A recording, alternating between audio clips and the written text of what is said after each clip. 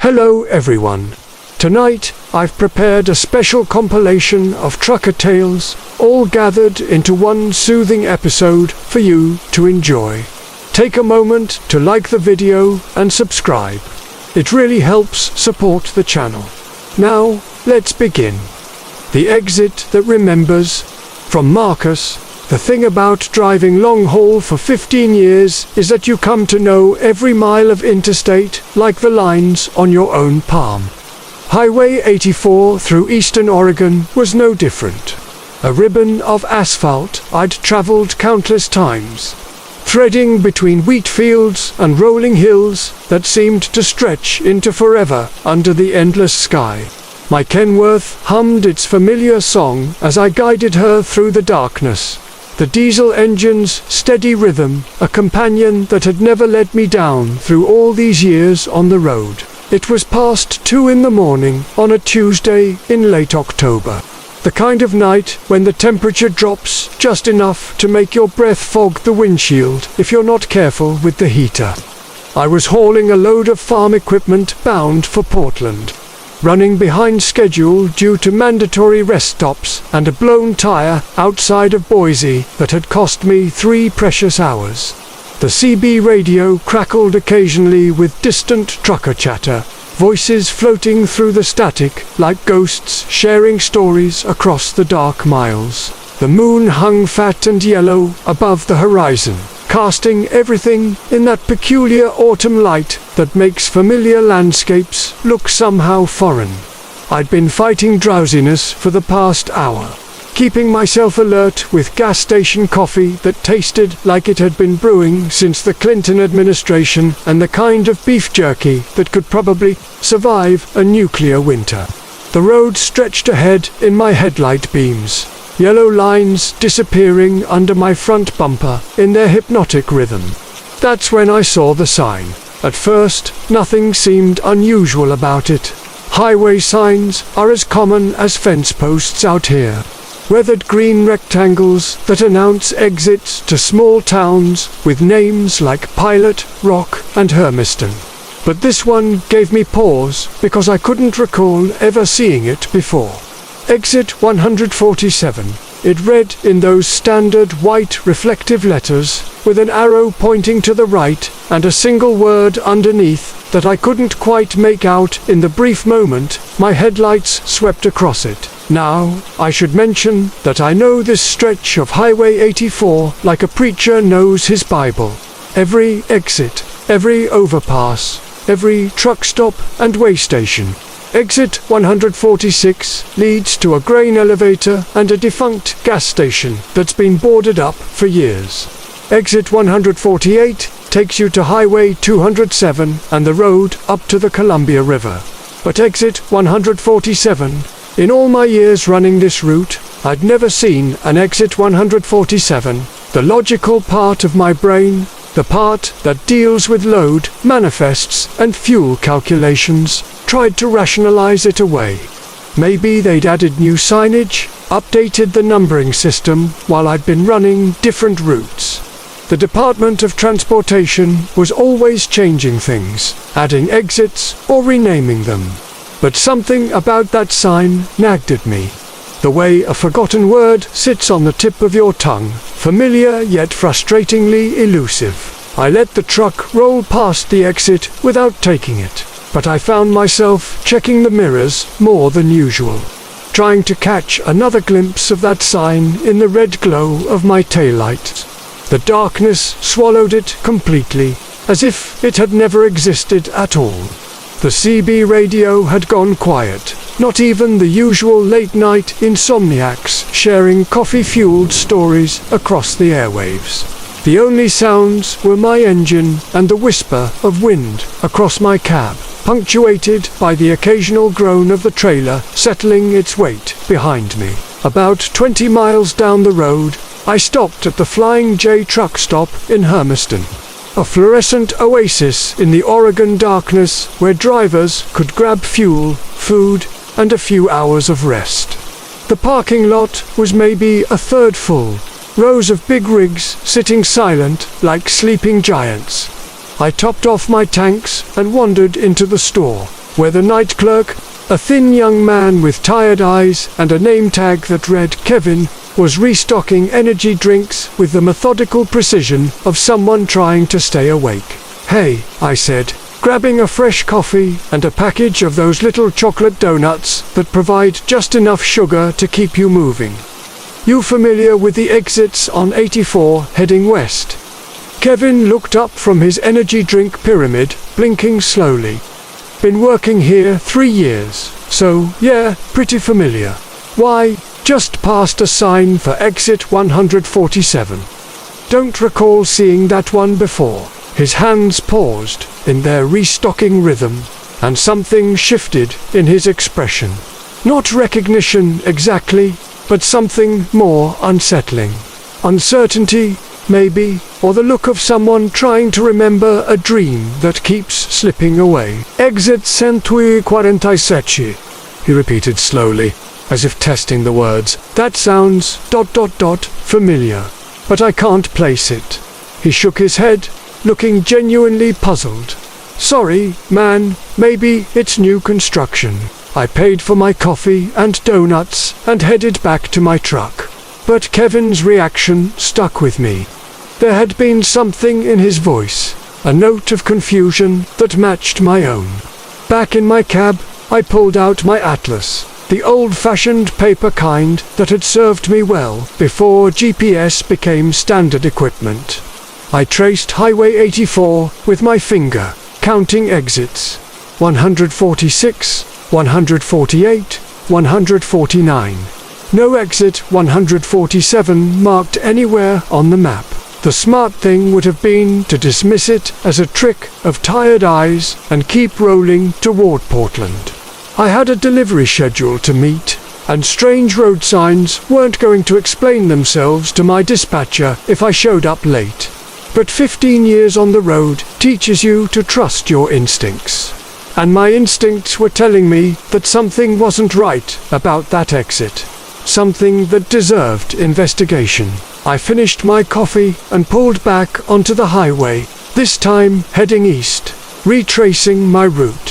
The night seemed darker now, if that was possible, the moon having disappeared behind a bank of clouds that I hadn't noticed gathering. My headlights carved through the darkness as I counted down the exits. 151, 150, 149, 148. I slowed as I approached where exit 147 should be. Scanning the roadside carefully, nothing, just empty highway and the dark silhouettes of fence posts marching along the shoulder. I pulled onto the shoulder and idled there for several minutes, studying the landscape. The terrain was exactly as I remembered it, gently rolling farmland with no obvious place for a road to branch off. No sign of construction, no evidence that an exit had ever existed here. Yet I was certain this was where I'd seen the sign. I was about to give up and head back west when my headlights caught something. Not the green highway sign I'd expected, but something smaller, almost hidden in the tall grass beside the road. I climbed down from my cab, leaving the engine running and the flashers on, and walked over to investigate. It was a mailbox, an ordinary rural mailbox, the kind you see posted outside farmhouses and country homes, painted white but weathered to a dull grey by years of sun and rain.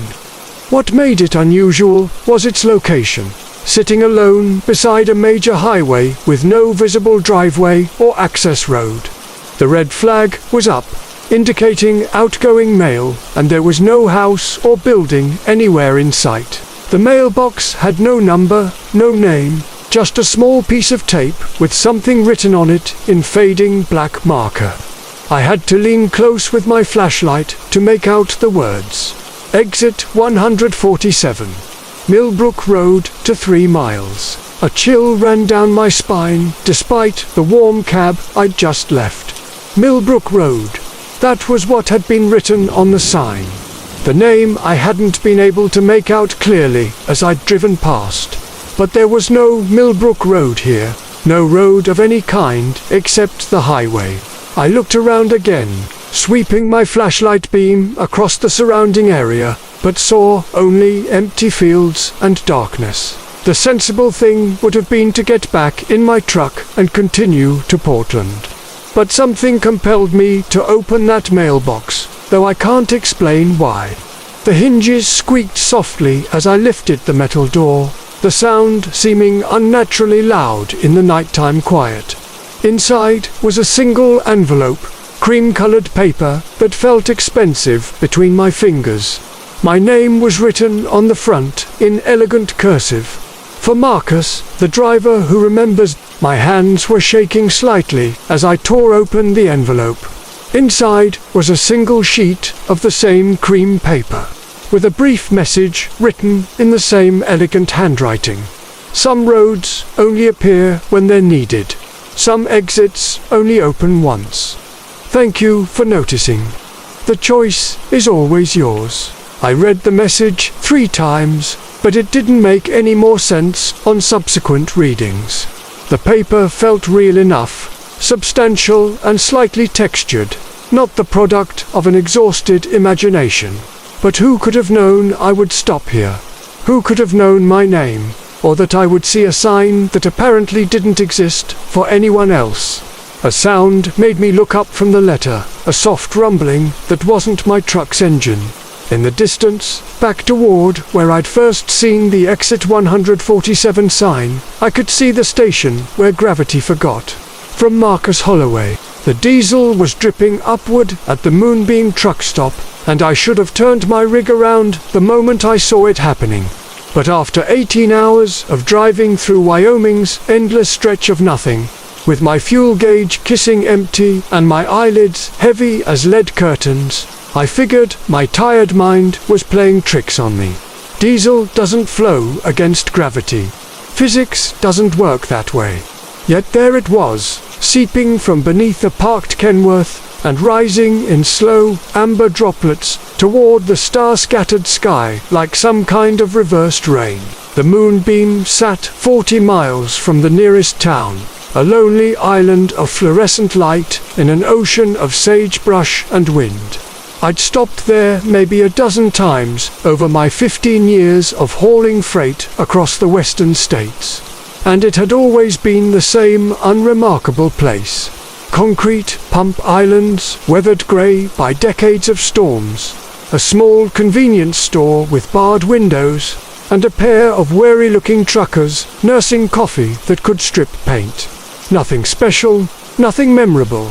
Just another way station in the great American nowhere. But tonight felt different from the moment I rolled my Peterbilt into the lot. The usual scatter of big rigs was there. Maybe 8 or 9 trucks parked for the night, but they sat too still, too quiet. No idling engines warming sleeper cabs, no generators humming to power televisions or coffee makers. Even the building itself seemed wrong somehow. Its neon sign flickering in patterns I'd never noticed before, casting strange shadows that moved independently of the light source. I pulled up to pump number 3 and climbed down from my cab, my boots crunching on gravel that felt softer than it should have, almost spongy. The night air carried the usual truck stop perfume of diesel fumes and hot asphalt, but underneath lurked something else. Something organic and sweet, like flowers left too long in stagnant water. A cool breeze whispered across the lot, carrying tumbleweeds that rolled in perfect straight lines instead of the chaotic dance I'd grown accustomed to seeing. That's when I noticed the diesel pooling beneath the red Kenworth parked 2 islands over. At first glance, it looked like any other fuel leak. The kind of thing you see at truck stops everywhere when drivers don't secure their caps properly, or when old seals finally give up their ghost. But as I watched, individual droplets began lifting from the growing puddle, rising slowly through the air like golden bubbles in reverse, climbing steadily upward until they disappeared into the darkness above the reach of the fluorescent lights. I stood there for a long moment, my hand frozen on the fuel nozzle, watching drop after drop of diesel defy everything I understood about how the world worked. The logical part of my mind, the part shaped by decades of mechanical work and highway pragmatism, insisted I was hallucinating from exhaustion. Road fatigue could do strange things to a man's perception, make him see things that weren't there, twist familiar sights into impossible visions. But the droplets kept rising, steady and undeniable, each one catching the harsh light as it ascended into the void. The fuel pump clicked on with a mechanical wheeze that seemed louder than usual in the unnatural quiet. I began filling my tanks, but couldn't tear my eyes away from the impossible sight. More puddles were forming now, beneath other trucks, beneath my own rig, each one spawning its own column of ascending diesel. The sweet, floral scent was getting stronger, mixing with the hydrocarbon smell until the air itself seemed thick and dreamlike. I finished fueling and walked toward the store, my boots squelching slightly with each step on the increasingly soft ground. Through the barred windows, I could see the clerk behind the counter, a thin man with hollow cheeks and pale skin that seemed to glow faintly in the fluorescent light. He stood perfectly motionless, staring straight ahead at nothing, his hands flat on the counter surface. Even from outside, I could see that his eyes were open, but there was something wrong with them, something that made my stomach clench with unease. The door chimed when I entered, but the clerk didn't acknowledge my presence.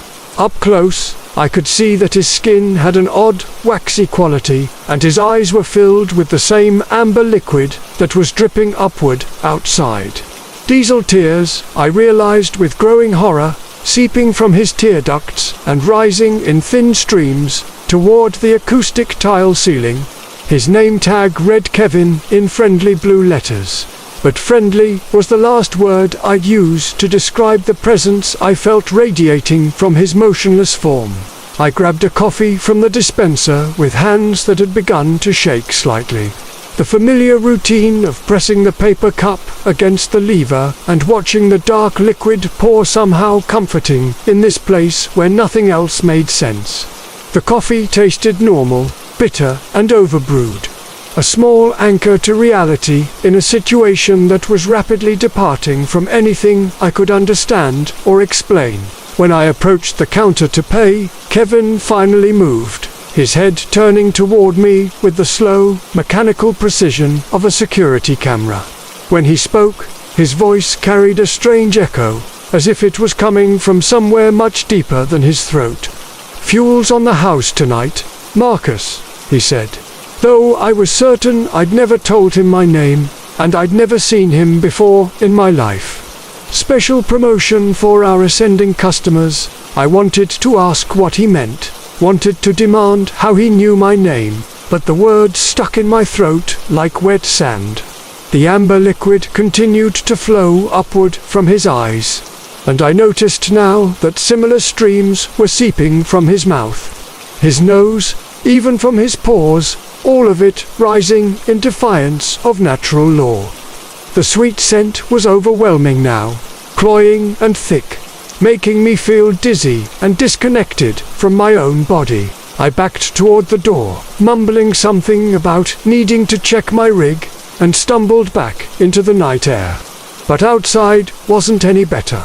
The upward flow of diesel had intensified, creating shimmering columns throughout the parking lot like some kind of liquid aurora. The parked trucks sat in pools of fuel that seemed to be draining upward from their tanks, and I could hear the soft patter of drops falling in reverse, striking the undercarriages and then climbing skyward in defiance of everything rational. My own truck was weeping diesel now, thin streams running up the sides of the cab and trailer, creating intricate patterns that looked almost like writing in a language I couldn't read. The fuel gauge inside the cab showed full, but I could see the liquid climbing the exterior surfaces, could smell the sharp chemical scent growing stronger with each passing moment. Whatever was happening here, It was happening to my rig too, transforming it into something that belonged in this impossible place. I climbed into my cab with the desperate hope that I could simply drive away, leave this madness behind, and pretend it had never happened. But when I turned the key, the engine's rumble sounded wrong, deeper and more resonant than usual, as if the combustion chambers were processing something other than ordinary diesel. Through the windshield, I could see more impossible sights: tumbleweeds rolling uphill, dust devils spinning in reverse, even some of the smaller rocks and pebbles beginning to lift from the ground and drift slowly skyward. As I put the truck in gear, Kevin emerged from the store, moving with that same mechanical precision. He raised one hand in what might have been a wave or a warning, and when he opened his mouth to speak, words poured out along with streams of ascending diesel. "You can check out any time you like, Marcus," he called across the lot. But the fuel never settles down. I floored the accelerator, my 18 wheels spinning on the increasingly unstable ground before finally finding purchase. The Peterbilt lurched forward, diesel still streaming upward from every surface, creating a golden wake in the night air. In my mirrors, I could see the moonbeam truck stop growing smaller. But instead of receding normally, it seemed to be sinking into the earth.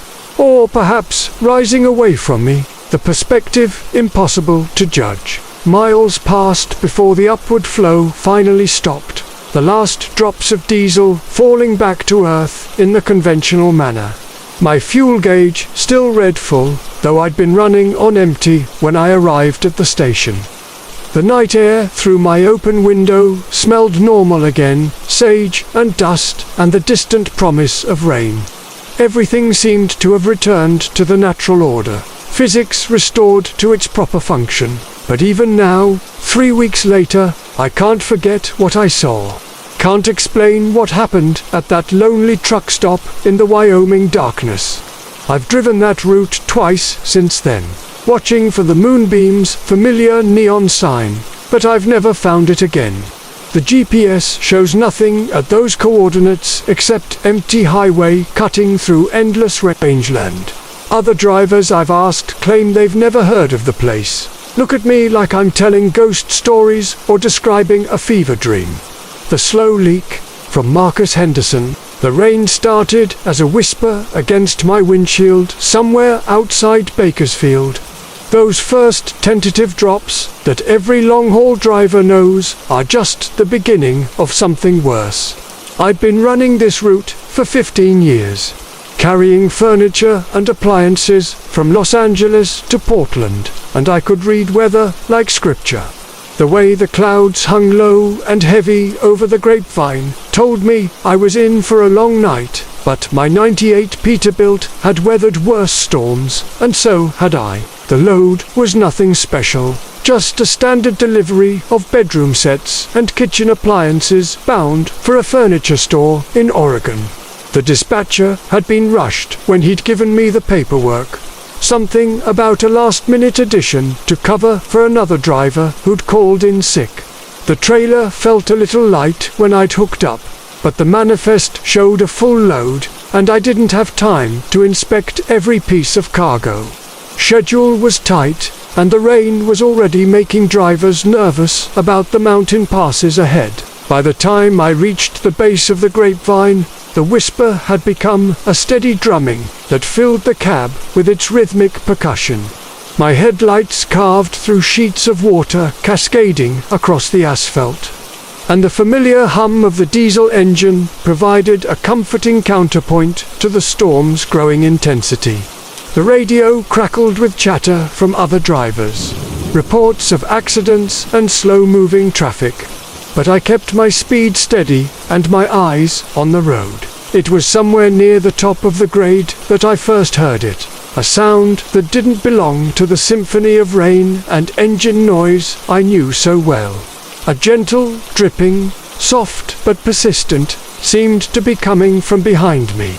I adjusted my mirrors and glanced back toward the sleeper berth. thinking maybe a window seal had finally given way after all these years, but everything looked dry. The sound continued, a methodical tap-tap-tap that began to burrow into my consciousness like a persistent itch. I pulled into the next truck stop, a lonely outpost of fluorescent light and diesel fumes that served as salvation for drivers caught in weather like this. The parking lot was nearly full. Big rigs lined up like sleeping giants, while their drivers waited out the storm in the restaurant or caught what sleep they could in their cabs. I found a spot near the back, away from the main traffic flow, and shut down the engine. The sudden silence was profound, broken only by the rain hammering on the cab roof and that persistent dripping sound that seemed to be growing louder now that the engine noise was gone. I grabbed my flashlight and rain gear, determined to find the source of the leak, before it became a bigger problem. Water damage to cargo meant money out of my pocket, and I couldn't afford that kind of hit. The rain hit me like a cold slap as I stepped out of the cab, immediately soaking through my jacket despite the waterproof claims on the label.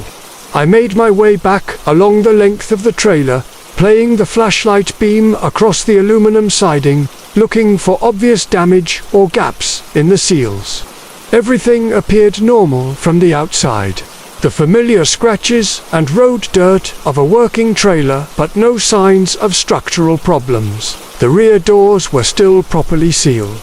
The locks exactly as I'd left them when I'd checked the load in Los Angeles. But the dripping sound was definitely coming from inside the trailer now. A steady rhythm that seemed to echo in the enclosed space. I worked the locks with fingers already numb from the cold rain, the metal slick and difficult to grip. When the doors finally swung open, my flashlight beam revealed neat rows of furniture wrapped in protective plastic, exactly as it should be. But there was something wrong with the scene. Something that made me pause at the threshold, despite the rain soaking through my clothes. The plastic sheeting on several pieces near the rear of the trailer was beaded with moisture. Droplets running down the clear material in steady streams that pooled on the trailer floor. The air inside smelled different too. Not the usual mix of new furniture and cardboard packaging, but something organic and earthy, like soil after a heavy rain. I climbed up into the trailer, my boots splashing through puddles that shouldn't have existed in what was supposed to be a watertight cargo space.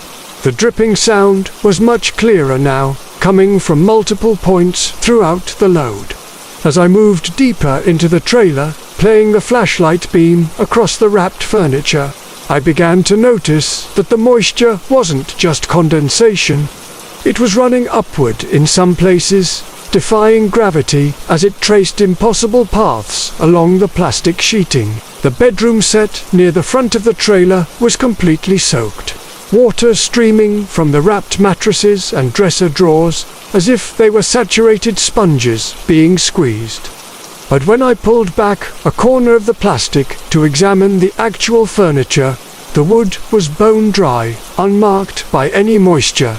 The water seemed to be coming from the wrapping itself, materializing from nothing and flowing in patterns that hurt to look at directly. I backed toward the rear of the trailer, my flashlight beam wavering as my hands began to shake. The sound of dripping had grown into a chorus now, dozens of individual streams creating a cacophony that seemed to echo from every surface. The smell was stronger too, less like fresh earth and more like something that had been buried and forgotten. Then, disturbed by digging hands, that's when I saw the manifest pages scattered across the trailer floor. The paperwork that should have been securely clipped to my clipboard in the cab. The ink was running in the moisture, transforming the neat typed entries into illegible smears. But I could still make out fragments of text that made my blood run cold. Words like biological specimens, and refrigeration required, and hazardous materials certification.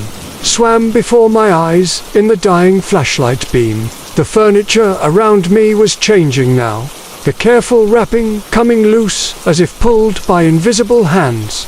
Beneath the plastic, what I had thought were bedroom sets and kitchen appliances revealed themselves as long, rectangular shapes that looked disturbingly like shipping containers designed for very different cargo. The dripping sound was coming from inside these containers now, a wet percussion that spoke of things that should have remained frozen and preserved, but had been warming for hours in the unrefrigerated trailer. I stumbled toward the rear doors, no longer caring about the rain or the cold or anything except getting out of that trailer before I saw what was actually leaking from those containers. But the doors that I had left open were now closed, the handles refusing to turn no matter how frantically I yanked at them. The locks that I had opened with such difficulty now held fast, as if welded shut by some force beyond my understanding. The trailer rocked slightly in the wind, and I heard something shift in the containers around me. A wet, sliding sound that suggested movement where there should have been only stillness. The darkness seemed to be growing thicker despite my flashlight, pressing in from all sides like a living thing. The smell of disturbed earth was overwhelming now, mixed with something else. Something that spoke of long preservation and recent decay. Then I heard my own voice calling from outside the trailer, shouting my name with perfect inflection and familiar concern. It was exactly how I would sound if I were looking for myself, worried about a fellow driver who had been gone too long in the storm. The voice was getting closer, accompanied by footsteps that splashed through puddles with the exact cadence of my own gait. I pressed myself against the trailer wall, afraid to answer, afraid not to answer, listening to my own voice calling out in the rain. The containers around me continued their wet chorus, and I realized that whatever was preserving the contents was failing, had been failing for hours while I drove through the night, unaware of what was slowly awakening in the space behind me. The rear doors opened suddenly, without any sound of locks being worked or handles being turned. Beyond the opening, I could see my own figure silhouetted against the truck stoplights, beckoning to me with movements that were almost right, but not quite, like a reflection that was just slightly out of sync. The rain fell upward around this other version of myself, defying nature in the same way the moisture had defied logic inside the trailer. I ran then, pushing past the thing that wore my face and sprinting through the rain toward the cab of my truck. Behind me, I heard the containers opening, lids sliding back with wet sucking sounds that spoke of seals being broken and preservation being abandoned. But I didn't look back, couldn't look back. Just fumbled with my keys and threw myself into the driver's seat as my engine roared to life. I drove through the night without stopping, leaving that truck stop and its impossible cargo behind me.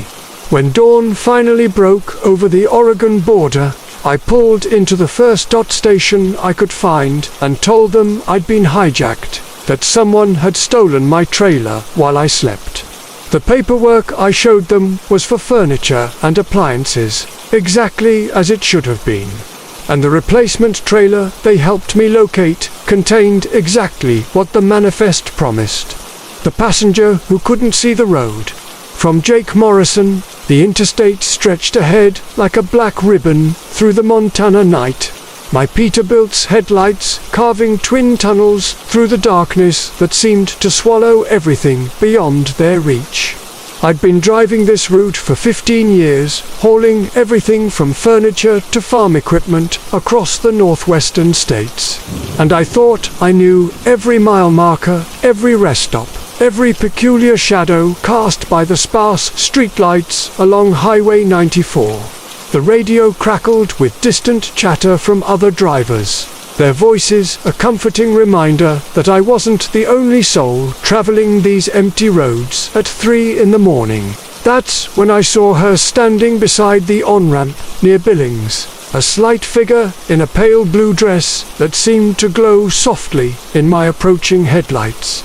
She stood perfectly still with one arm raised, not frantically waving like most hitchhikers, but holding it steady as if she had all the time in the world. Something about her posture struck me as odd, too formal somehow, like she was posing for a photograph that would never be taken. The temperature had dropped into the 30s that October night, and I could see my breath fogging the windshield despite the heater running full blast. No one should be standing out there in just a summer dress. I'd picked up hitchhikers before, though company policy strictly forbade it. Sometimes you see someone who clearly needs help, and you can't just drive past knowing you might be their only chance of getting somewhere safe. As I downshifted and pulled onto the shoulder, my air brakes hissing like some giant serpent, I got a better look at her. She appeared to be in her 20s, with long brown hair that hung straight and still despite the wind that was making my truck rock slightly on its suspension. Her skin seemed almost luminous in the reflected glow of my running lights, pale as moonlight on fresh snow. She approached the passenger side with measured steps, each footfall deliberate and precise, as if she were walking along an invisible line. When she reached up to knock on the door, her knuckles made a sound that seemed too sharp, too metallic, like bone striking steel. I leaned across the cab to roll down the window, feeling the cold air rush in and carry with it a scent I couldn't quite identify. Something floral, but with an underlying note that reminded me of old churches or funeral parlors. "Could you give me a ride?" she asked, and her voice had a quality that made me think of wind chimes or distant music. Pleasant, but somehow hollow. "I need to get to Glendive." Glendive was about 2 hours east, right along my route to North Dakota. I found myself nodding before I'd even decided to help her. Something about her voice making it impossible to refuse. "Sure, climb on up," I said, reaching over to unlock the door. "It's cold out there for someone dressed like that." She pulled herself up into the cab with surprising grace, settling into the passenger seat as if she'd ridden in semi-trucks her entire life. The interior light came on automatically when she opened the door, and that's when I got my first clear look at her face. She was beautiful in an old-fashioned way, with delicate features and skin so pale it was almost translucent. But there was something wrong with her eyes. At first glance, they seemed normal enough, brown and large and framed by dark lashes, but as she turned to face me, I realized they didn't reflect the light the way they should have. They seemed flat, almost painted on, like the eyes of a porcelain doll. More unsettling still, she wasn't looking directly at me when she spoke, but slightly to my left, as if she were addressing someone sitting behind me. "Thank you," she said as I pulled back onto the highway, her hands folded neatly in her lap. I'd been waiting a long time. The heater was running, but the cab felt cold with her in it. Cold in a way that seemed to seep through the metal and upholstery and settle into my bones. I cranked up the temperature and adjusted the vents, but the chill persisted, like driving through a pocket of winter that followed us down the road. She sat perfectly still as we merged back into traffic, not fidgeting or adjusting her position the way most passengers do when they're getting comfortable. "Family emergency?" I asked, trying to make conversation. Long-haul drivers learn to read people quickly, and most hitchhikers are eager to explain their situation to justify why they're out on the road looking for rides from strangers. But she just shook her head slowly. "I'm going home," she said, and again her voice had that hollow, musical quality that made me think of wind through empty spaces. "I've been away for such a long time." We drove in silence for several miles, the rumble of the diesel engine and the whisper of tires on asphalt the only sounds in the cab. I kept glancing over at her, trying to understand what was bothering me beyond the obvious strangeness of her appearance. She never moved, never shifted her weight, or reached up to adjust her hair, or scratched an itch the way people normally do during a long drive. She just sat there with her hands folded, staring straight ahead with those flat, unreflective eyes. The radio was playing country music from a station out of Billings. But as we put more miles behind us, the signal began to fade, replaced by static that sounded almost like whispers. I reached over to find another station, and as my hand moved past her, she turned her head to follow the motion. But her eyes didn't track with it. They remained fixed on some point in the distance, while her head swiveled like she was listening rather than watching. "Are you feeling all right?" I asked, because something was clearly not right about this situation. "Do you need me to take you to a hospital instead?" She turned back toward the windshield, and, for the first time since she'd gotten into the truck, she smiled. It wasn't a particularly pleasant expression. Her lips curved upward, but there was no warmth in it, no genuine emotion that I could detect. It was the smile of someone who had learned the appropriate facial expression but didn't understand the feeling behind it. "I can't see the road," she said matter-of-factly, as if commenting on the weather. "I haven't been able to see anything for 23 years. A chill ran down my spine that had nothing to do with the temperature in the cab. I looked over at her more carefully, studying her face in the dim glow of the dashboard lights. Her eyes were open, but now I could see what had been bothering me about them. They weren't just flat and unreflective. They were empty. Not blind in any conventional sense, but hollow, as if someone had scooped out everything behind them and left only the outer shell. "What happened to you?" I asked, although I wasn't sure I wanted to hear the answer. "Car accident," she replied in that same distant, musical voice. "October 13th, 1999, I was coming home from my wedding rehearsal. I was driving too fast for the curves, and we went off the road near the Yellowstone River Bridge. The water was so cold and so dark, and I couldn't find my way to the surface. I felt my hands tighten on the steering wheel." October 13th, 1999. That was 23 years ago exactly. Today was October 13th, 2022. The coincidence made my mouth go dry and my heart start beating faster against my ribs. "But you survived," I said, though even as the words left my mouth, I knew how foolish they sounded. She turned toward me again, and this time I could see that her eye sockets weren't empty in the sense of being hollow caves. They were filled with something that looked like dark water, still and black and deep. In the depths of that liquid darkness, I thought I could see movement, like shadows swimming far beneath the surface of a midnight lake. "Did I?" she asked, and her voice had changed. It was still musical, still hollow, but now it carried undertones of something vast and cold and patient. "Sometimes I'm not sure. I've been walking along that road for so long, waiting for someone to take me home. But every time I get close, I remember that I don't have a home anymore. My family moved away after the funeral. I married my sister the following spring. The place I was trying to get back to doesn't exist. The truck's heater was running full blast, but the air coming through the vents felt like it was flowing over ice. My breath began to fog in small puffs, and I could feel frost forming on the inside of the windshield. Despite the warm air circulation, the radio had dissolved into static that sounded increasingly like voices, distant and mournful, calling out across some vast empty space. "Where exactly in Glendive do you need to go?" I asked because I had to say something, the rhythm of warning. From Jake Morrison. The overhead light in my Kenworth had been acting up for 3 weeks straight, flickering on and off in patterns that seemed almost deliberate.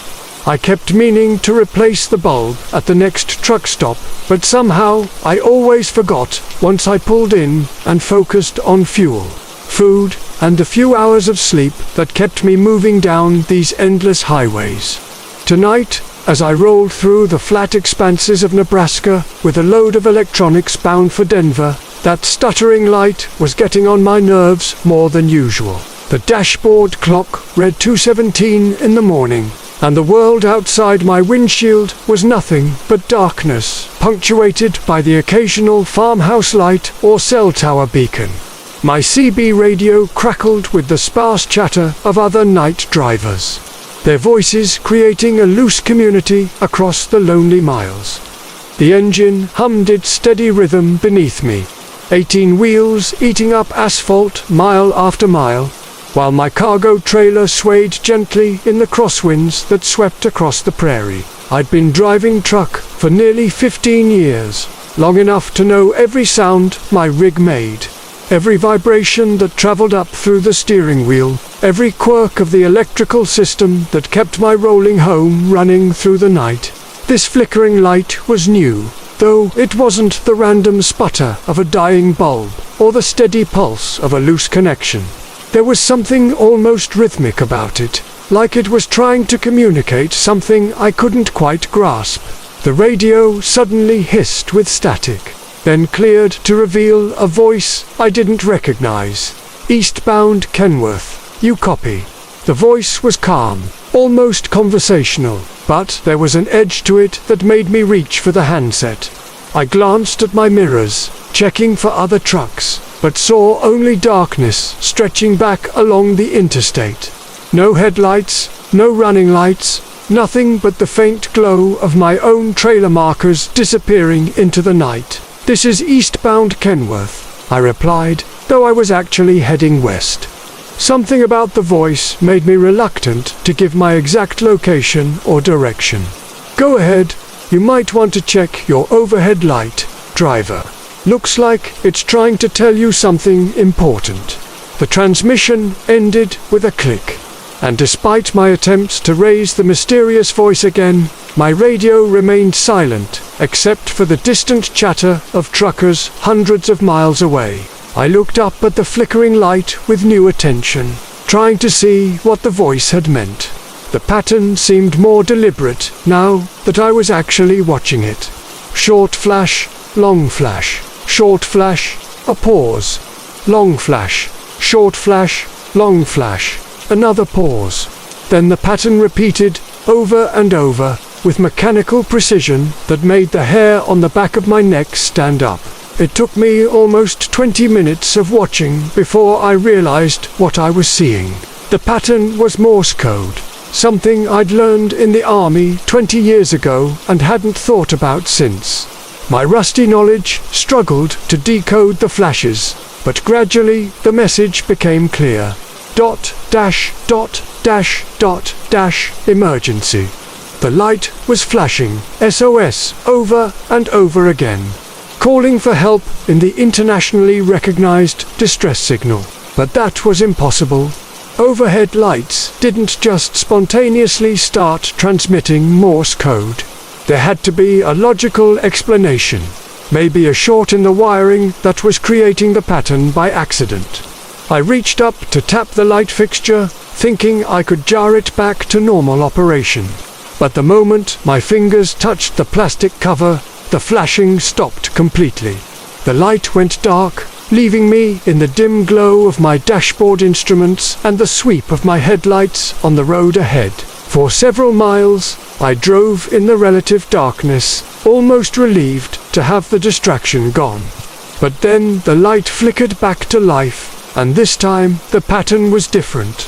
I pulled my old army manual from memory, working through the dots and dashes as they played out above my head. This time the message was longer, more complex.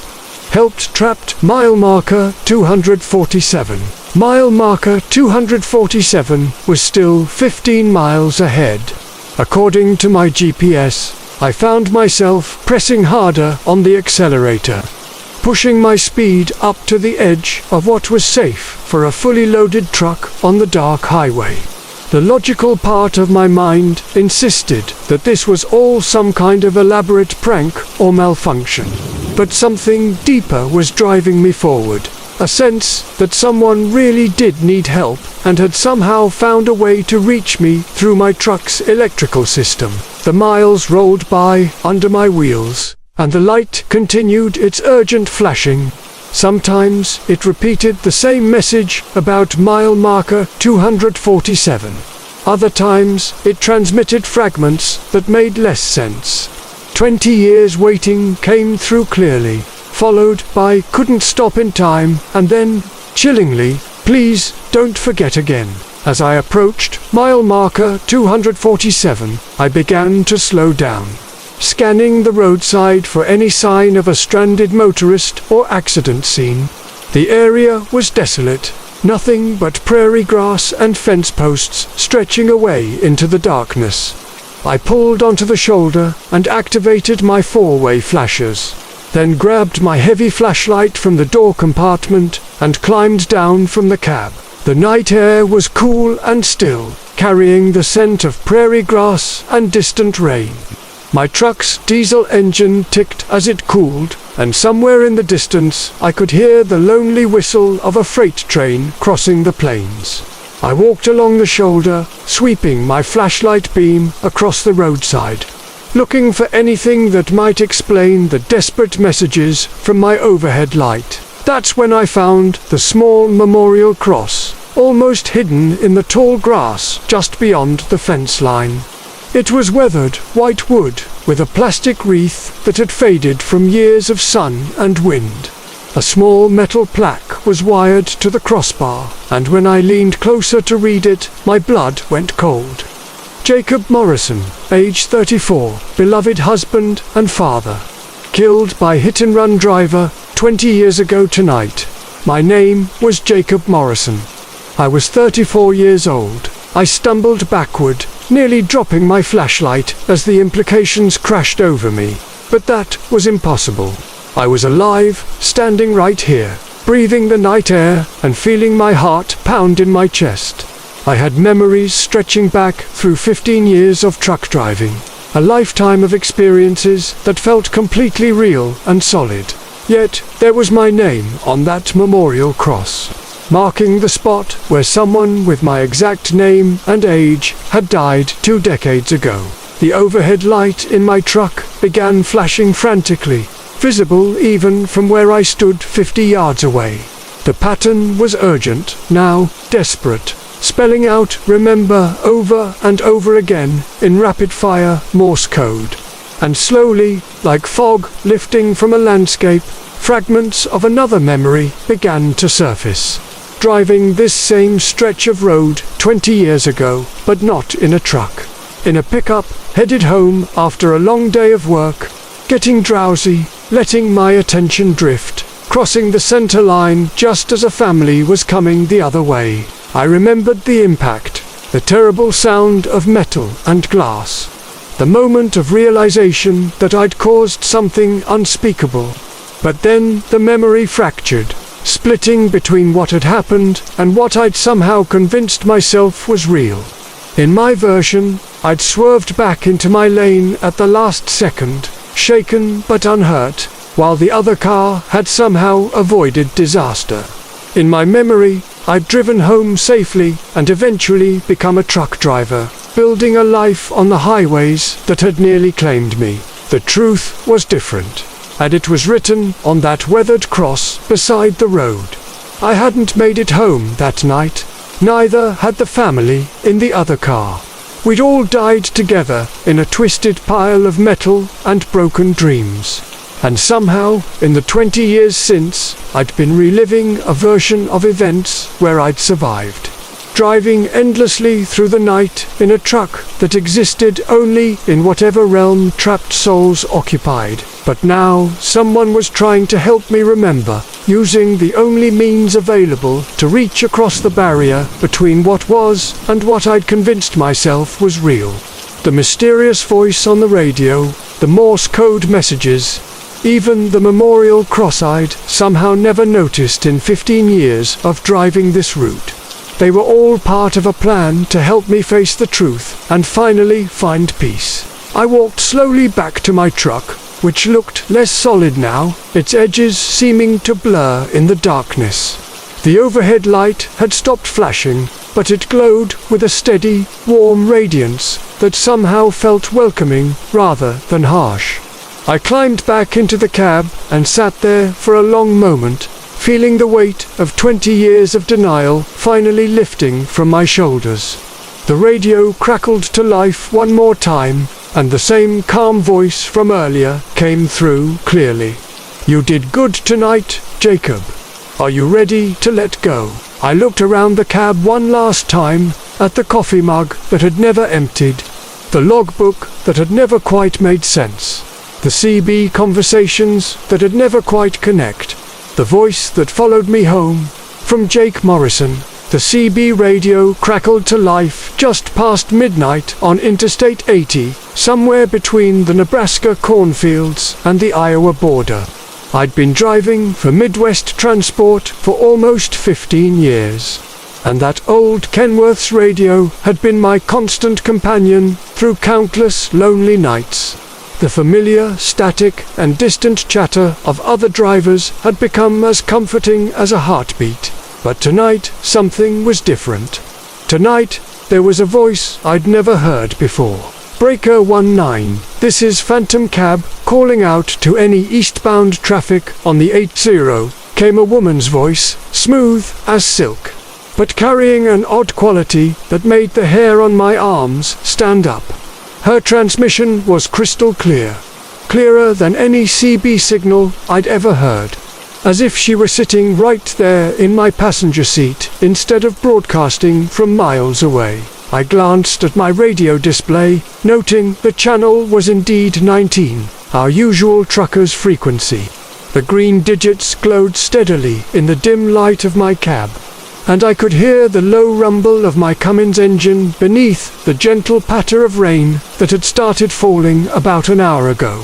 The windshield wipers swept back and forth in their rhythmic dance, clearing away the droplets that caught the occasional glow of passing mile markers. "This is Rabbit Runner, eastbound, at mile marker 257, I responded, using my old handle from my early trucking days. "What's your 20, Phantom Cab?" The response came immediately, without the usual pause you'd expect from radio transmission delays. "Oh, I'm right behind you, Rabbit Runner. Been following your taillights for the last 50 miles or so. Nice steady pace you keep." I checked my mirrors instinctively, scanning the wet asphalt behind me. My trailer lights reflected off the rain-slicked road, creating twin streams of red and amber, but I couldn't see any headlights following me. The highway stretched empty in both directions, just dark farmland rolling away into the night on either side. Maybe she was running dark, I thought, though that would be both dangerous and illegal. "Don't see you back there, Phantom Cab," I transmitted. "You running with your lights off?" Her laugh came through the speaker, a sound like wind chimes in a gentle breeze. "Sometimes it's better to travel unseen, don't you think? Less complications that way. I've been listening to you chat with other drivers for hours now. You have such a pleasant voice, Jake, that made my blood run cold. I hadn't given my real name over the radio, only my handle, and I'd been driving in relative silence for the past 2 hours. The last conversation I'd had was with Moondog, Charlie back near Grand Island, and that had been about weather conditions and road construction. I reached for the CB handset with fingers that had suddenly gone slightly numb.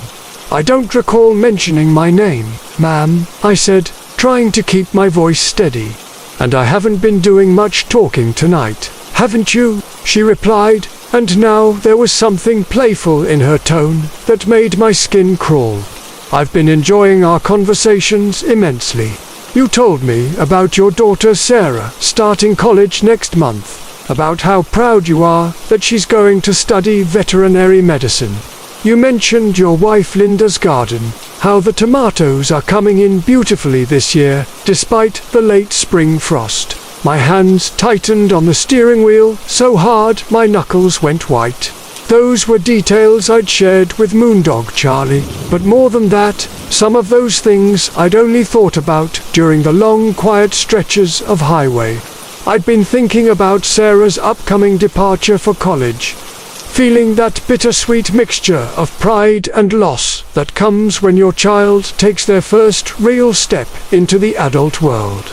I'd been thinking about Linda's garden because she'd sent me a photo of the tomatoes just yesterday morning. "Who is this?" I demanded, abandoning any pretense of casual CB etiquette. "What do you want?" "I just want to talk, Jake. It gets so lonely out here on the road. Surely you understand that mile after mile of empty highway, nothing but your own thoughts for company. Sometimes a person needs to reach out to make a connection." The rain was falling harder now, and I had to increase the speed of my wipers. The rhythmic thumping seemed to match the accelerated beating of my heart. I tried switching to channel 17, then channel 21, but her voice followed me to each frequency. "There's no need to run away," Phantom Cab continued, her voice maintaining that unsettling clarity regardless of which channel I selected. "I'm not going anywhere. We have all night to get acquainted. Look, whoever you are, this isn't funny," I said, settling back on channel 19 and hoping another driver might hear our conversation. "You're jamming multiple frequencies, which is illegal, and you're harassing drivers. I'm going to report this to the authorities." "Go ahead and try," she said, and now there was definitely amusement in her voice. "But I think you'll find that no one else can hear our little chat. This is just between you and me, Jake. Intimate, you might say." To test her claim, I tried raising Moondog Charlie, who should have been somewhere ahead of me on the same route. I called out several times on different channels, but received no response except static. Even the usual background chatter of distant conversations that typically filled the CB frequencies was absent. It was as if my radio could only receive one signal, now hers. "You're starting to understand," Phantom Cab observed. "Technology can be so limiting, can't it? All these rules about frequencies and transmission power and line of sight. But consciousness, Jake, consciousness isn't bound by such petty restrictions." "Consciousness," I repeated, not liking where this was heading. "What are you talking about?" "I'm talking about connection, Jake. Real connection. The kind that transcends physical barriers. You've been broadcasting more than just your voice out here tonight. Every thought, every memory, every emotion. It all radiates outward like ripples on a pond. Most people can't perceive those ripples, but I'm not most people." The cab of my truck suddenly felt very small and very isolated. Outside, the rain continued its steady assault on my windshield, and the darkness seemed to press in from all sides.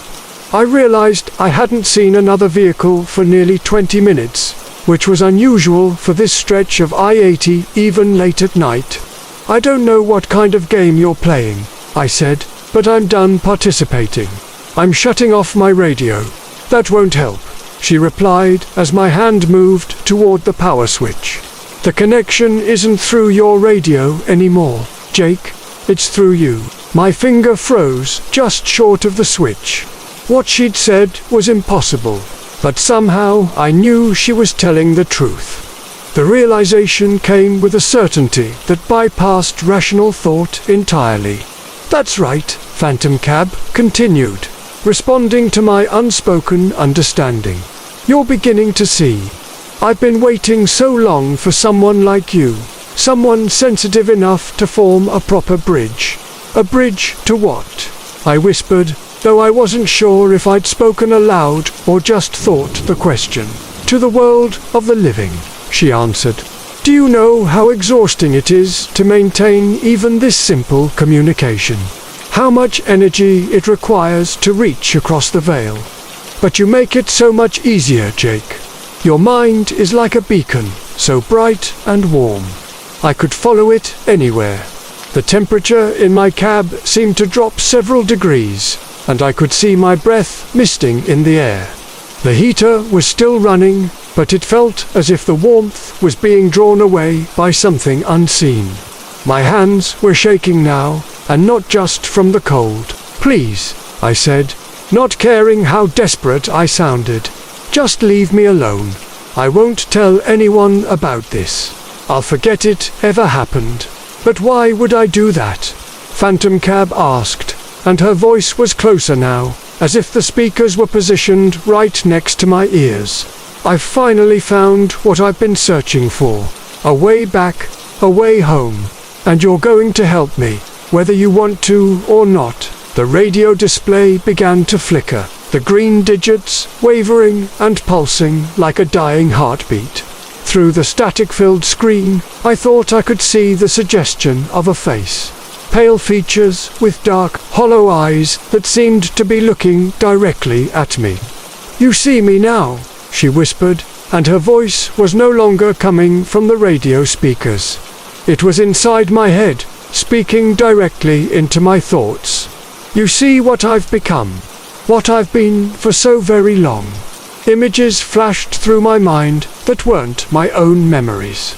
A truck stop late at night, neon signs reflecting in the place where time stands still.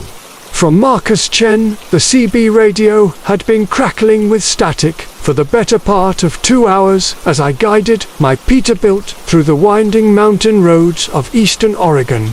The familiar weight of 20 tons of electronics behind me should have been comforting. But something about this particular stretch of highway felt different tonight. The dashboard clock read to 47 a.m., and the gentle hum of the diesel engine beneath me was the only constant companion I had left as the last trucker's voice faded into the white noise of distance and poor reception. I'd been running this route between Seattle and Denver for nearly 8 years, and I knew every truck stop, every diner, every rest area between here and there. The Mountain View Travel Plaza should have been coming up on my right any minute now. A welcome sight with its bright neon sign and promise of hot coffee and clean restrooms. My logbook demanded a mandatory rest period, and my body was starting to agree with the regulations for once. The caffeine from my last cup had worn off somewhere around mile marker 247, and my eyelids were beginning to feel heavy despite my best efforts to stay alert. The rain had started about an hour ago, a light drizzle that made the asphalt gleam like black glass under my headlights.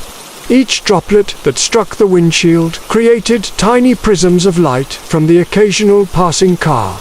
Though traffic had been sparse since midnight, the rhythmic sweep of the wipers was almost hypnotic, and I found myself counting the beats to stay focused on the road ahead. The mountains loomed on either side of the highway like sleeping giants, their peaks lost in low-hanging clouds that seemed to press down on the world below.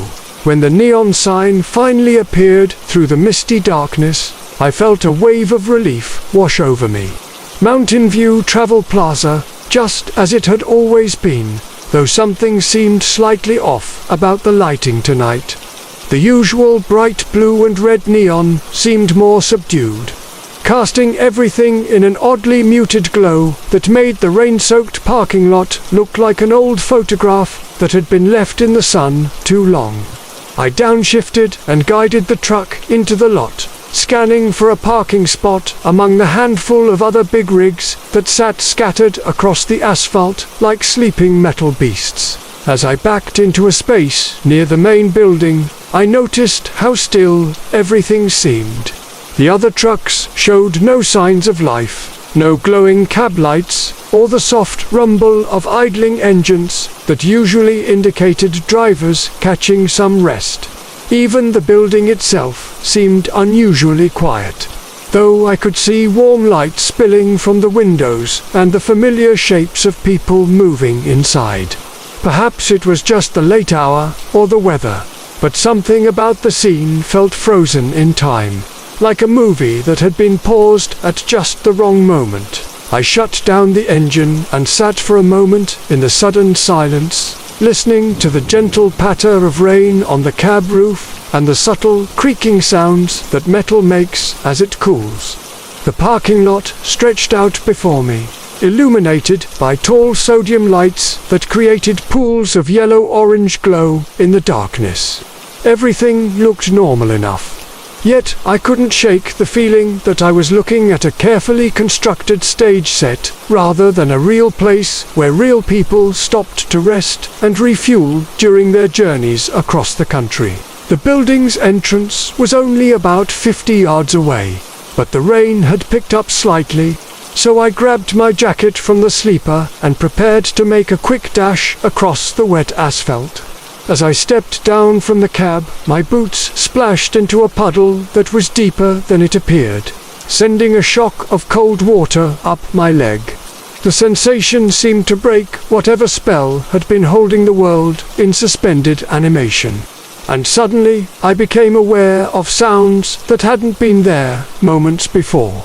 The soft murmur of conversation from inside the building, the distant hum of refrigeration units, the gentle whisper of tires on wet pavement from the highway beyond. The automatic doors slid open with their familiar mechanical sigh as I approached, and I stepped into the welcoming warmth of the Travel Plaza's interior.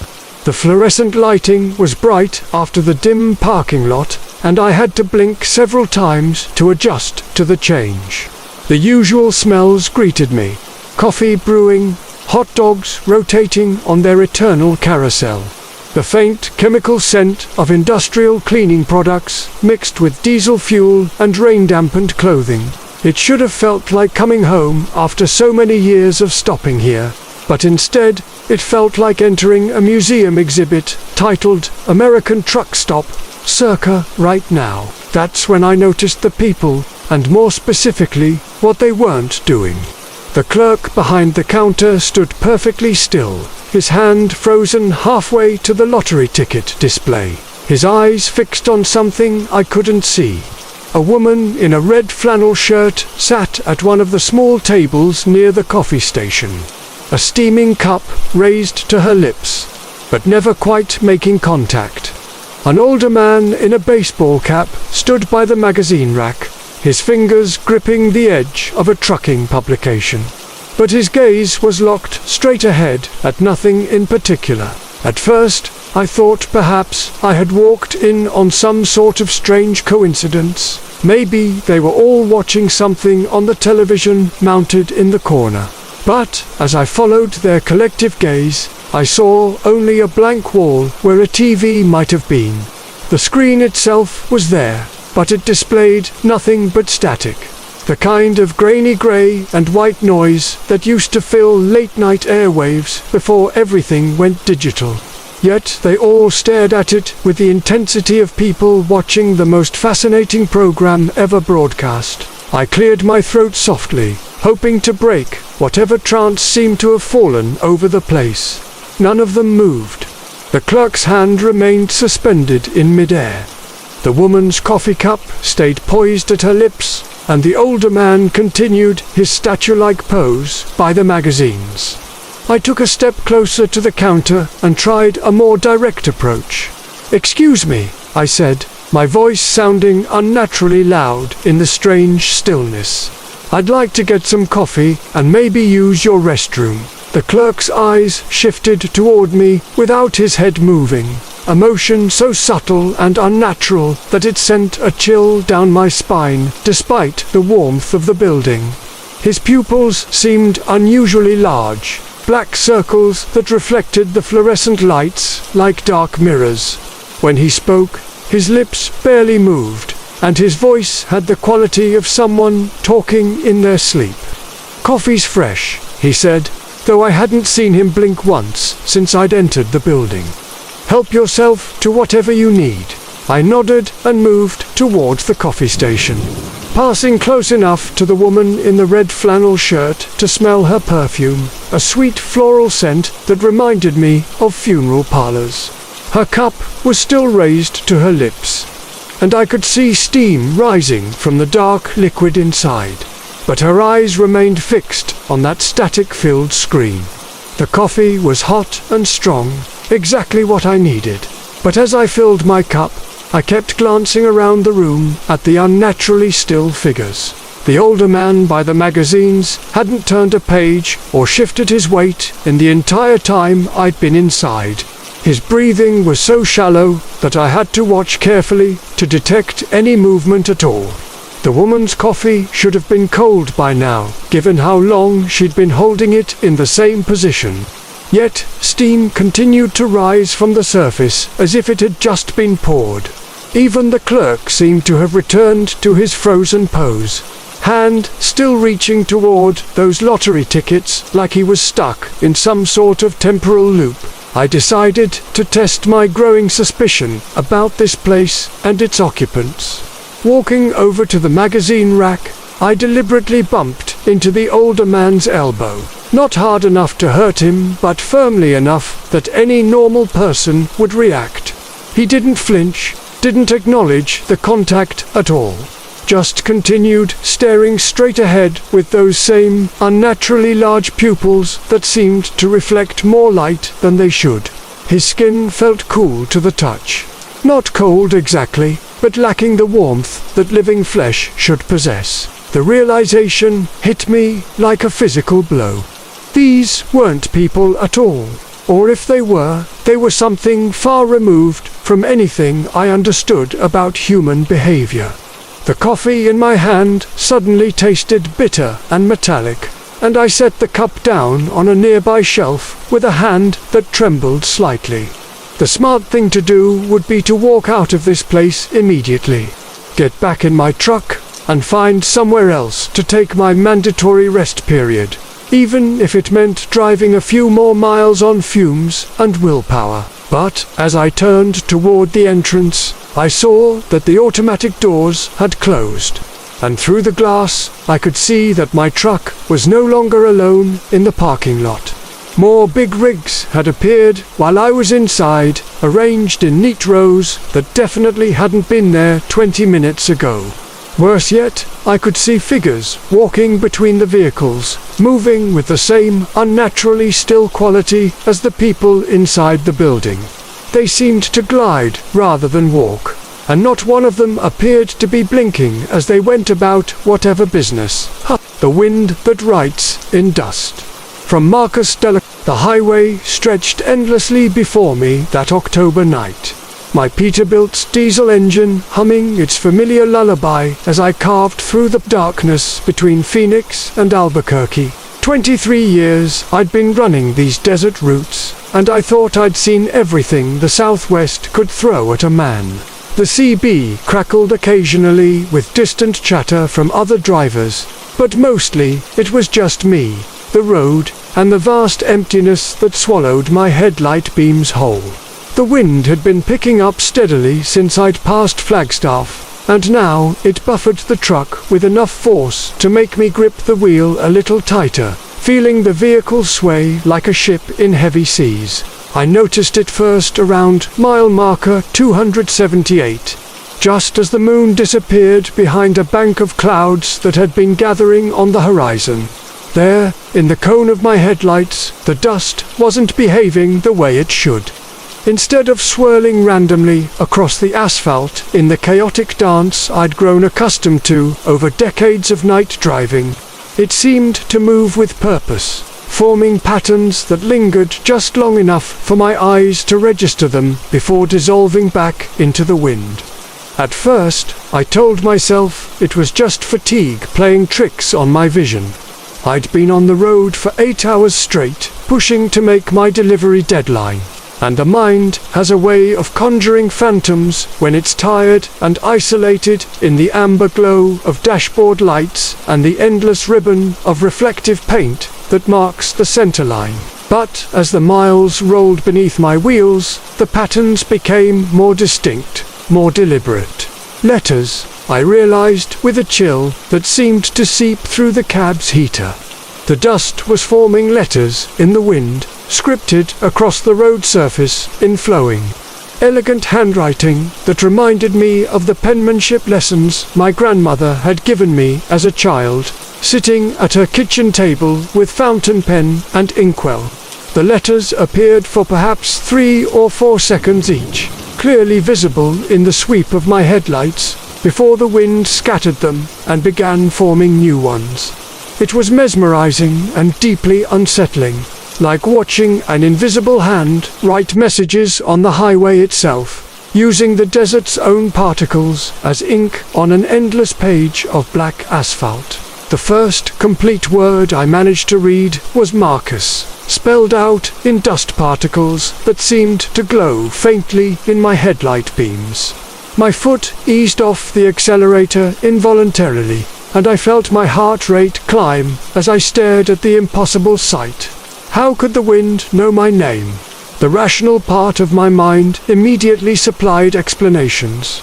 Coincidence? Pareidolia, the same phenomenon that makes us see faces in clouds or hear voices in static. But the letters were too precise, too purposeful, flowing across the road in handwriting that looked increasingly familiar the longer I watched it. The dust continued its aerial choreography, forming words that appeared just long enough for me to read them before dispersing into the night air, only to reform moments later with new messages. Turn back appeared next, the letters stretching across both lanes in script that seemed to shimmer with an inner light that had nothing to do with my headlamps. The wind howled around the truck's cab, but inside that howl, I began to hear something else, a susurrus that almost sounded like whispered words, like the collective murmur of voices speaking just below the threshold of comprehension. My CB radio began to emit a low static that pulsed in rhythm with the appearance of each new word, as if the electromagnetic spectrum itself was responding to whatever force was orchestrating this impossible display. I reached for the radio to try different channels, but every frequency carried the same rhythmic static, building and fading with each letter that materialized on the road ahead. The next message froze my blood. You cannot outrun memory. The words lingered longer this time, and I could see that the dust didn't just lie on the surface, it rose in spirals and eddies that defied the wind patterns I could observe in the scrub brush and Joshua trees lining the highway. It was as if the air itself was being manipulated by an intelligence that understood not just the physics of particle movement, but the deeper currents of guilt and regret that every long-haul driver carries in the small hours of the night. Those are the hours when the mind turns inward, when the isolation and the steady thrum of the engine create a meditative state that brings buried memories floating to the surface like debris from a shipwreck. I knew what memory the wind was writing about. 15 years ago, on a night much like this one, I'd been running behind schedule on a delivery to Denver. There had been construction delays, a mandatory rest stop that had stretched longer than planned, and the pressure of a client who'd made it clear that his contract and my company's future depended on that shipment arriving on time. The CB had been full of chatter about black ice forming on the mountain passes, but the weather reports had been inconsistent. Some calling for clear skies, others predicting freezing rain. I'd made the decision to push through, trusting my experience and my truck's capabilities rather than heeding the warnings that flowed through the radio static like prophecies I was too stubborn to acknowledge. Sarah Remembers appeared in the dust, and my hands began to tremble on the steering wheel. Sarah Mitchell, 26 years old, driving home from her job at a Denver hospital after pulling a double shift in the emergency room. She'd been heading south on I-25 when the black ice claimed her car, sending it spinning across the median just as I crested the hill with a full load and no time to react. The physics had been brutal and unforgiving. 40 tons of truck and cargo, meeting a compact car that weighed less than my trailer when empty. The impact had been over in seconds, but those seconds had stretched into an eternity of screeching brakes, crushing metal, and the terrible silence that followed. The official investigation had cleared me of any wrongdoing. The ice, they'd concluded, had made the accident unavoidable. But the weight of that night had never left me. Riding along in the cab like an invisible passenger who whispered doubts and what-ifs during the lonely hours between cities. I'd tried to find Sarah's family afterward, wanting to apologize, to explain, to somehow make sense of the senseless. But they'd moved away, leaving no forwarding address, taking their grief to some place where they wouldn't have to see trucks like mine on their daily commute to work and school and the ordinary business of living. Now the wind was writing her story in dust across the highway, spelling out details that had never appeared in any police report or newspaper article. She wrote poetry, the letters proclaimed as they swirled and danced in my headlight beams. She saved 3 lives that night before heading home. Each revelation felt like a blow to the chest, adding weight to a burden I'd carried for 15 years but never fully understood. The static on my CB began to resolve into something that almost sounded like a woman's voice. Soft and sad, speaking words I couldn't quite make out. But that filled me with a profound sense of loss and longing. The truck began to slow, despite my foot on the accelerator, as if the very air had become thick and resistant, forcing me to fight for every mile. The wind outside grew stronger, rocking the cab and causing the dust messages to form more rapidly, overlapping now in a cascade of accusations and revelations that painted a picture of the life I'd unknowingly ended. Sarah had been engaged to be married. She'd been planning to go back to school, to specialize in pediatric emergency medicine.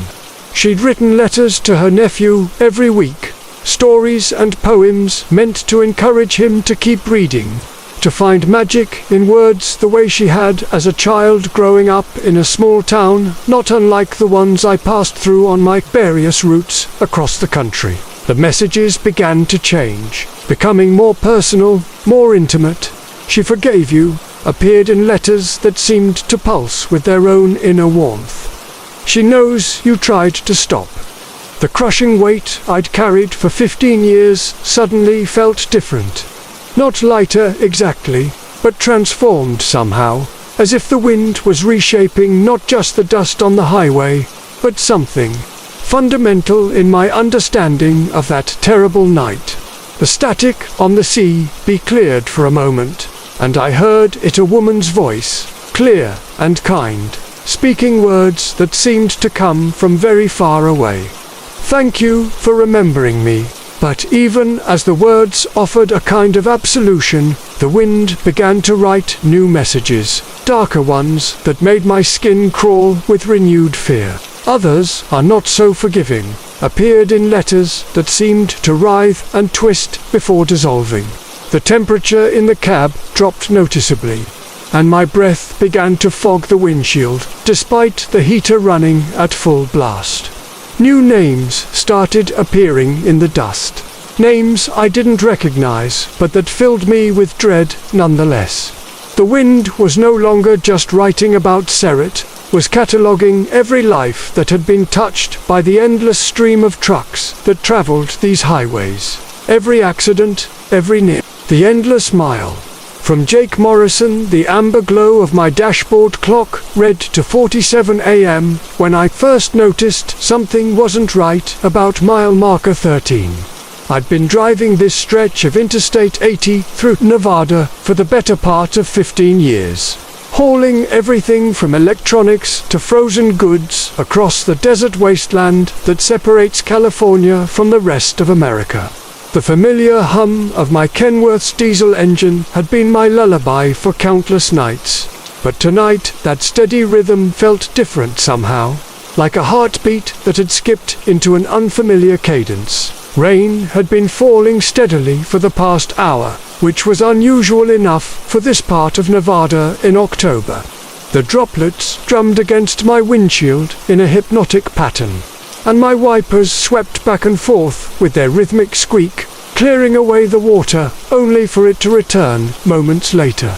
The desert stretched endlessly on both sides of the highway, invisible now in the darkness except for the occasional lightning flash that illuminated the sagebrush and distant mountains like a photographer's strobe. I had been making good time despite the weather, keeping my rig steady at 65 and watching for the highway patrol that sometimes lurked behind the overpasses. My CB radio crackled occasionally with chatter from other drivers, their voices cutting through the static like familiar ghosts. The load in my trailer was nothing special, just automotive parts bound for Denver. But the pay was decent, and the route was one I could drive with my eyes closed. That's when I saw mile marker 13 for the first time that night. A simple white sign reflecting my headlights as I passed. Nothing unusual about it. Just another mile marker in an endless procession of them that stretched across the American highway system like breadcrumbs leading drivers through the dark. I glanced at my odometer out of habit, noting the numbers as they rolled over, then reached for my thermos of coffee. The liquid was still warm, bitter and comforting as I took a long sip. The radio was playing some late-night talk show, the host's voice discussing conspiracy theories about government surveillance, with a caller who sounded like he was phoning from another planet. I half-listened while keeping my eyes on the road ahead, watching the yellow centerline disappear beneath my hood in an endless stream. The rain continued its steady percussion on the metal roof of my cab, and I found myself settling into that meditative state that long-haul drivers know well, where the miles pass like a waking dream. But then I saw mile marker 13 again. At first, I thought I had simply miscounted or lost track of distance in my semi-conscious state. It happens sometimes on these long desert runs, where the landscape becomes so monotonous that your brain starts playing tricks on you. I shook my head and took another sip of coffee, reasoning that I must have been more tired than I realized. The marker disappeared behind me as I continued forward, and I told myself to pay closer attention to the road. 10 minutes passed, maybe 15, and I saw another mile marker approaching. This time, I made sure to focus on the number as my headlights illuminated it. Mile marker 13. The same simple white sign with black numerals, exactly like the one I had passed before. I checked my odometer again, but the numbers showed I had definitely traveled more than a single mile since the last marker. The digital display on my GPS showed my position moving steadily eastward along the highway, the blue dot crawling across the screen at the appropriate speed. A strange chill settled into my stomach, the kind of unease that creeps up on you when something fundamental about the world doesn't make sense anymore. I reached for my CB radio and keyed the microphone. Breaker 19. This is Freight Dog, eastbound, on I-80, at mile marker 13. Anyone else notice anything strange about the mile markers out here tonight? The radio crackled with static, but no voices answered. I tried again, calling out to any drivers who might be in range, but only silence came back through the speaker. The rain seemed to be falling harder now, and my wipers struggled to keep the windshield clear. The highway stretched ahead of me like a black ribbon, empty of other traffic as far as my headlights could reach. I hadn't seen another vehicle for over an hour, which wasn't entirely unusual for this section of interstate in the early morning hours, but tonight it felt ominous rather than peaceful. The darkness pressed in around my cab like a living thing, broken only by the small pool of light cast by my headlights. I drove for what felt like another 20 minutes, watching my speedometer hold steady and listening to the unchanging rhythm of my engine. When the next mile marker appeared in my headlights, I already knew what number it would display. Mile marker 13, identical to all the others, stood like a sentinel beside the road. This time, I pulled over onto the shoulder and stopped, my air brakes hissing as the truck came to a halt. The silence that followed was profound, broken only by the patter of rain on my cab and the tick of cooling metal. I climbed down from my driver's seat and walked back along the shoulder, my flashlight cutting through the rain and darkness. The mile marker stood exactly where it should, solidly planted in the rocky soil beside the highway. I examined it closely, running my fingers over the reflective numerals and the metal post that anchored it to the ground. Everything about it seemed normal, real, exactly what you would expect a highway mile marker to look like.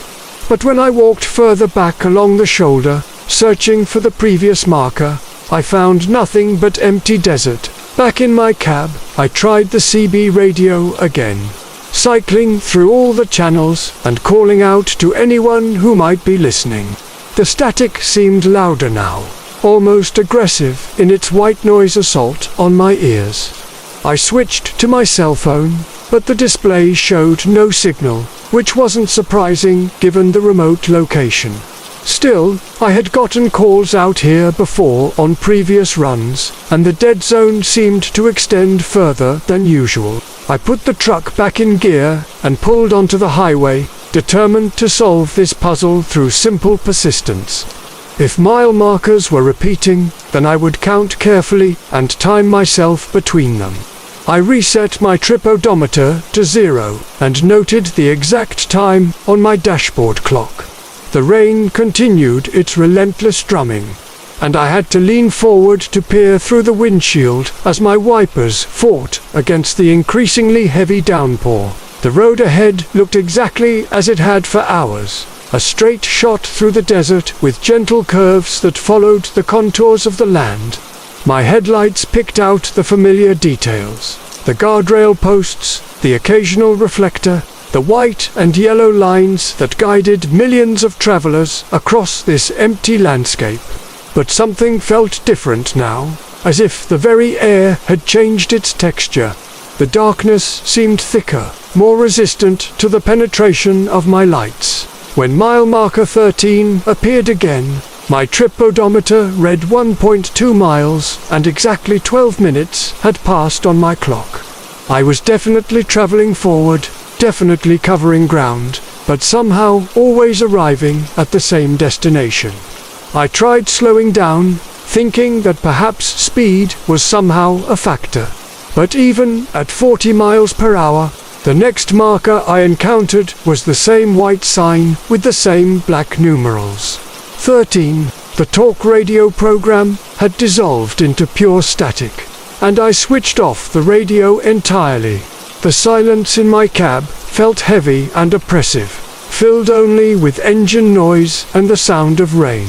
I found myself checking my mirrors obsessively, looking for headlights that might indicate another driver, someone else who could confirm that I wasn't losing my mind. But the highway behind me remained as empty as the road ahead. I began to experiment, trying different approaches to break free from whatever trap I had found myself in. I tried stopping for longer periods, thinking that time might somehow reset if I remained stationary. I tried pulling off at what should have been exit ramps, but found only endless stretches of empty road that eventually curved back to the highway. I even tried turning around and driving in the opposite direction, but after several miles of westbound travel, I encountered mile marker 13 again, now on the wrong side of the road. Hours passed, or what felt like hours. My fuel gauge showed that I was consuming diesel at a normal rate, and my engine temperature remained steady, but time itself seemed to have become elastic and unreliable. My watch showed 4:30 a.m., but the darkness outside remained absolute, without even a hint of approaching dawn on the eastern horizon. The rain continued with mechanical persistence, as if it too were trapped in some endless loop. I started talking to myself, partly to maintain sanity and partly to hear a human voice in the oppressive silence. I described what I was seeing, narrated my actions like a radio announcer, tried to maintain a connection to the normal world through the simple act of speech. But even my voice sounded strange in the confines of the cab, muffled and distant, as if I were hearing it through water.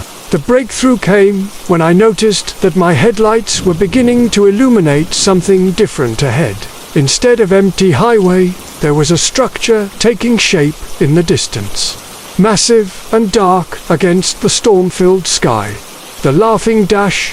From Marcus Chen. I've been hauling freight across this country for nearly 20 years now, and I thought I'd seen everything the highways had to offer.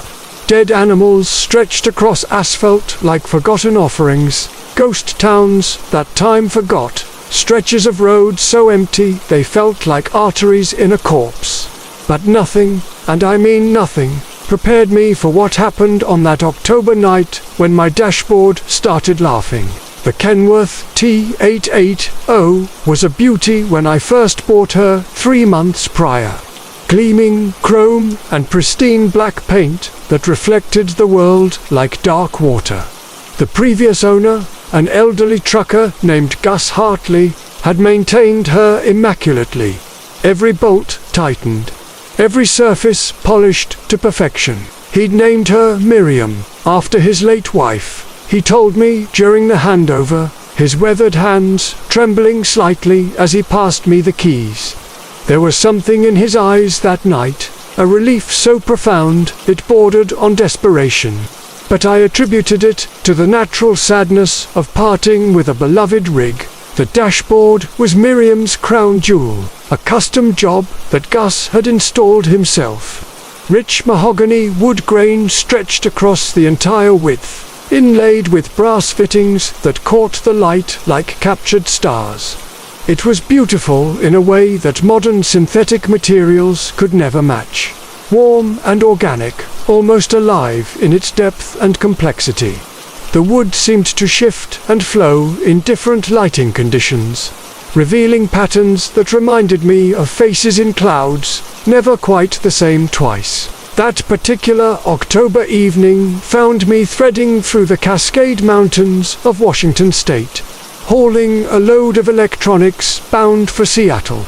The autumn rain had been falling steadily since Spokane, turning the world beyond my windshield into a watercolor painting of grays and blacks. My wipers beat their methodical rhythm against the glass, a hypnotic percussion that made the miles pass like a meditation. The highway curved through dense stands of Douglas fir and western hemlock, their branches reaching toward the road like gnarled fingers seeking warmth from passing headlights. It was just past midnight when I first heard it, so subtle that I initially mistook it for static from the CB radio. A soft sound, barely audible above the diesel engine's steady rumble and the whisper of rain against metal and glass. I reached for the radio dial, thinking perhaps I was picking up interference from a distant station. But as my fingers touched the controls, the sound crystallized into something unmistakable. Laughter. Not the hearty guffaw of a fellow trucker sharing road stories, nor the mechanical reproduction of a radio comedy show. This was different, intimate and knowing, as if someone had climbed into the cab beside me and found something deeply amusing about my situation. The sound seemed to emerge from the dashboard itself, resonating through that beautiful mahogany grain like music through a finely crafted instrument. I pulled my hand back from the radio, my eyes scanning the cab for any rational explanation. Perhaps moisture had somehow gotten into the electrical system, creating phantom signals that my tired mind was interpreting as laughter. The rain had been particularly heavy through the mountain passes, and older trucks were prone to mysterious electrical gremlins. But even as I rationalized, the laughter continued, soft and persistent. weaving through the ambient sounds of the road like a thread of silver through black cloth. The wood grain of the dashboard seemed to shimmer in the green glow of the instrument lights, those face-like patterns I'd noticed before becoming more pronounced, more deliberate. What had previously looked like random swirls and knots now arranged themselves into expressions, subtle but unmistakable. A curve here became a smiling mouth, a dark grain line transformed into a knowing eye, and the brass fittings caught the light like teeth in a grin. As the miles rolled beneath Miriam's wheels, the laughter grew more frequent, punctuating my journey with bursts of mirth that seemed to respond to elements of the road I couldn't quite identify. When I passed a broken-down sedan on the shoulder, its hazard lights blinking desperately in the rain, the dashboard chuckled with what sounded like schadenfreude when an overeager sports car cut me off, only to be pulled over by a state trooper a mile later.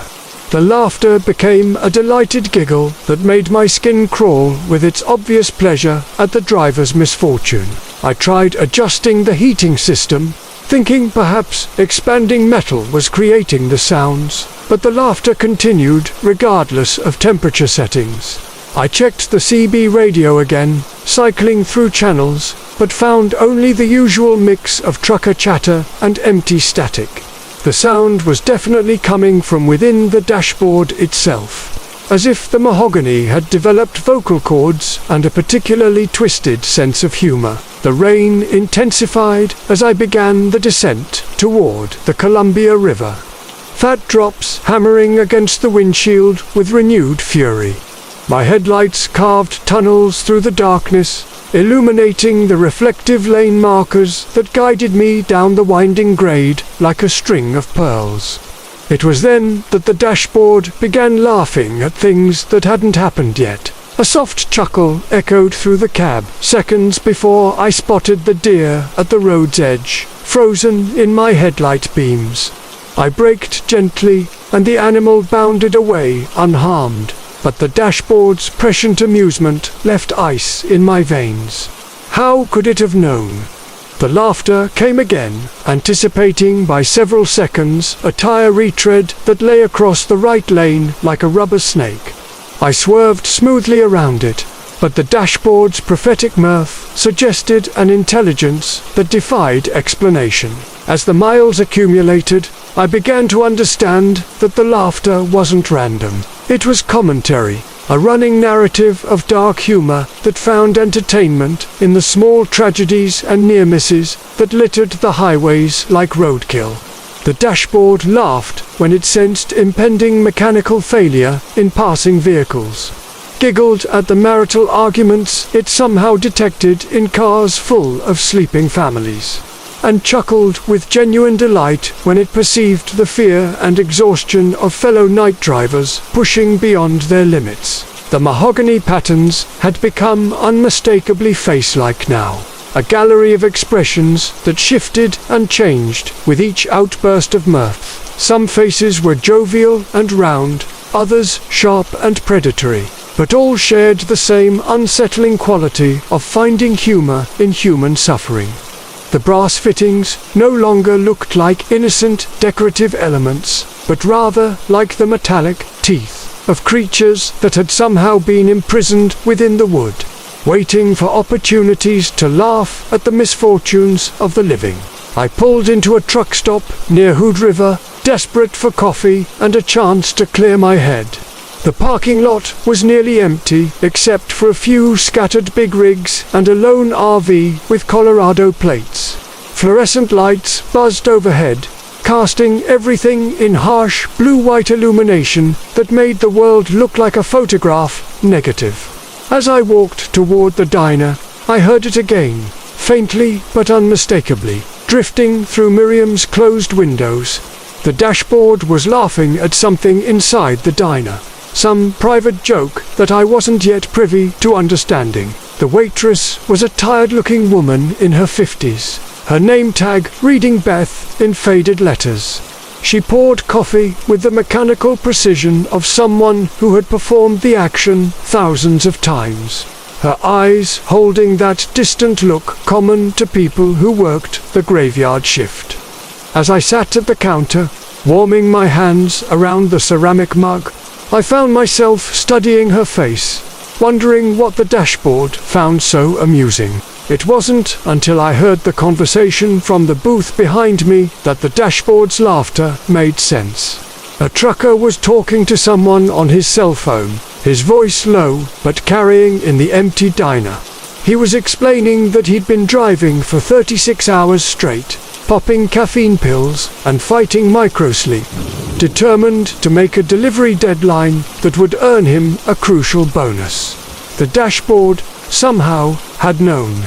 It had been laughing at his inevitable fate, the accident that waited somewhere down the highway like a patient predator. I left the diner quickly, my coffee barely touched, the weight of unknown futures pressing down on me like a physical force. Back in Miriam's cab, the dashboard greeted my return with a soft chuckle that sounded almost affectionate, as if I were a favorite pet returning home. The mahogany faces seemed more animated now, more alive, their wooden features moving subtly in the instrument lighting like actors on a dimly lit stage. The remaining miles to Seattle passed in a symphony of prescient laughter.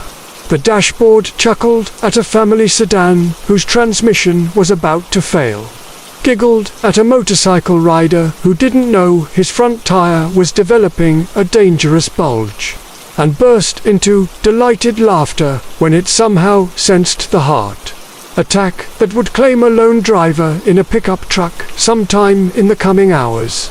Each prediction was a small horror, a glimpse into futures that I was powerless to prevent or change. Dawn was breaking over Puget Sound as I backed Miriam up to the loading dock. My delivery, the sweet scent of something wrong. From Marcus, the pine tree dangled from my rearview mirror like it had for the past 3 months, swaying gently with each bump and turn of Highway 287 through the Texas Panhandle. Nothing unusual about that, you'd think. Every trucker's got something hanging up there to fight the smell of diesel fumes, stale coffee, and too many truck stop meals. But this little green tree had started doing something that air fresheners aren't supposed to do. It had started growing. I first noticed it on a Tuesday night somewhere between Amarillo and Oklahoma City. The rain was coming down in sheets, drumming against my windshield with that hypnotic rhythm that either puts you to sleep or drives you half crazy. My wipers were working overtime, squeaking their protest with every pass, and the yellow glow of oncoming headlights kept cutting through the darkness like scattered stars. I'd been driving for 14 years, hauling everything from furniture to farm equipment across the lower 40th, and I thought I'd seen just about everything the road could throw at me. The air freshener had been a gift from my daughter Sarah before I'd left on this particular run. She'd bought it at some fancy boutique in downtown Austin, not one of those cheap cardboard trees you get at the gas station. This one was different, made of what looked like real wood, carved into the shape of a perfect little pine tree with intricate details in every branch and needle. It smelled like Christmas morning and summer camping trips all rolled into one, a scent so pure and natural it made the cab of my Peterbilt feel like I was driving through a forest instead of across endless miles of asphalt and concrete. But that Tuesday night, as I glanced up at my mirrors to check the trailer behind me, something about the tree caught my eye. The branches seemed fuller somehow, more detailed than I remembered. I chalked it up to fatigue and the way the dashboard lights were playing tricks with the shadows. After 18 hours behind the wheel, a man's mind can start seeing things that aren't really there. The next morning, parked at a truck stop outside of Tulsa, I took a closer look. The tree definitely looked different. What had been simple carved branches now seemed to have tiny offshoots, delicate little twigs that I could have sworn weren't there before. I ran my fingers over the surface, feeling the smooth wood that had somehow developed new textures, new grooves and ridges that felt almost organic. The scent was stronger too, no longer just pine but something earthier, more complex, like the smell of rich soil after rain. I called Sarah that afternoon while waiting for my load to be secured. She was at work, busy with her marketing job, but she took a few minutes to chat. When I mentioned the air freshener, she laughed and said she was glad I liked it so much.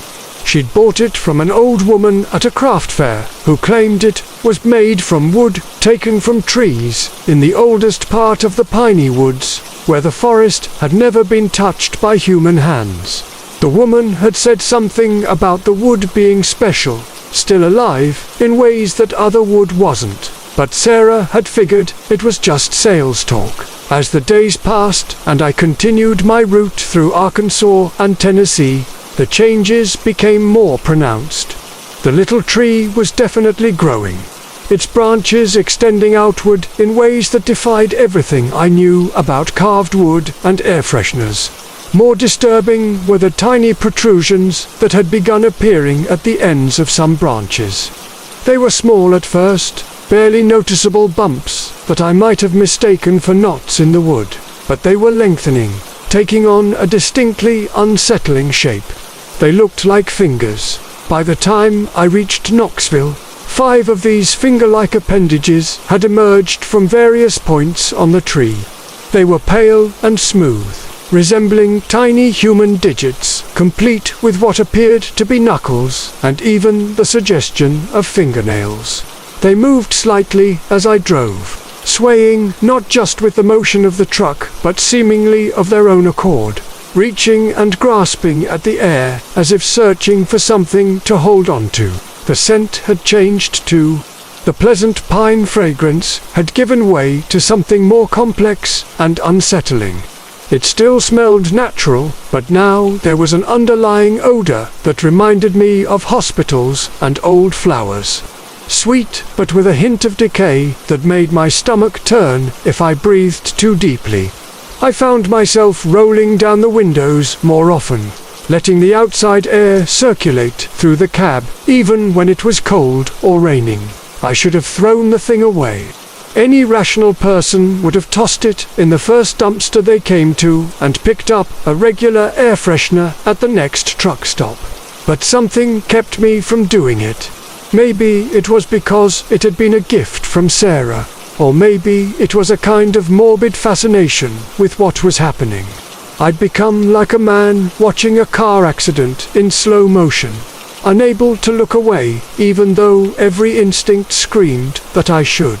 The fingers continued to grow as I made my way through Kentucky and into Virginia. They were becoming more active, reaching toward me when I adjusted my mirrors, or when I reached up to grab my sunglasses from the visor. Sometimes I caught them in my peripheral vision, tiny pale digits stretching toward the steering wheel or pawing at the air near my shoulder. The movements were subtle, almost tentative, but unmistakably purposeful. It was outside of Richmond, during a thunderstorm that had turned the interstate into a river of brake lights and hazard flashes, that things took a turn for the worse. I was creeping along at maybe 20 miles per hour, visibility down to almost nothing, when I felt something brush against my neck. It was light, barely more than a whisper of contact, but it made every hair on my body stand up.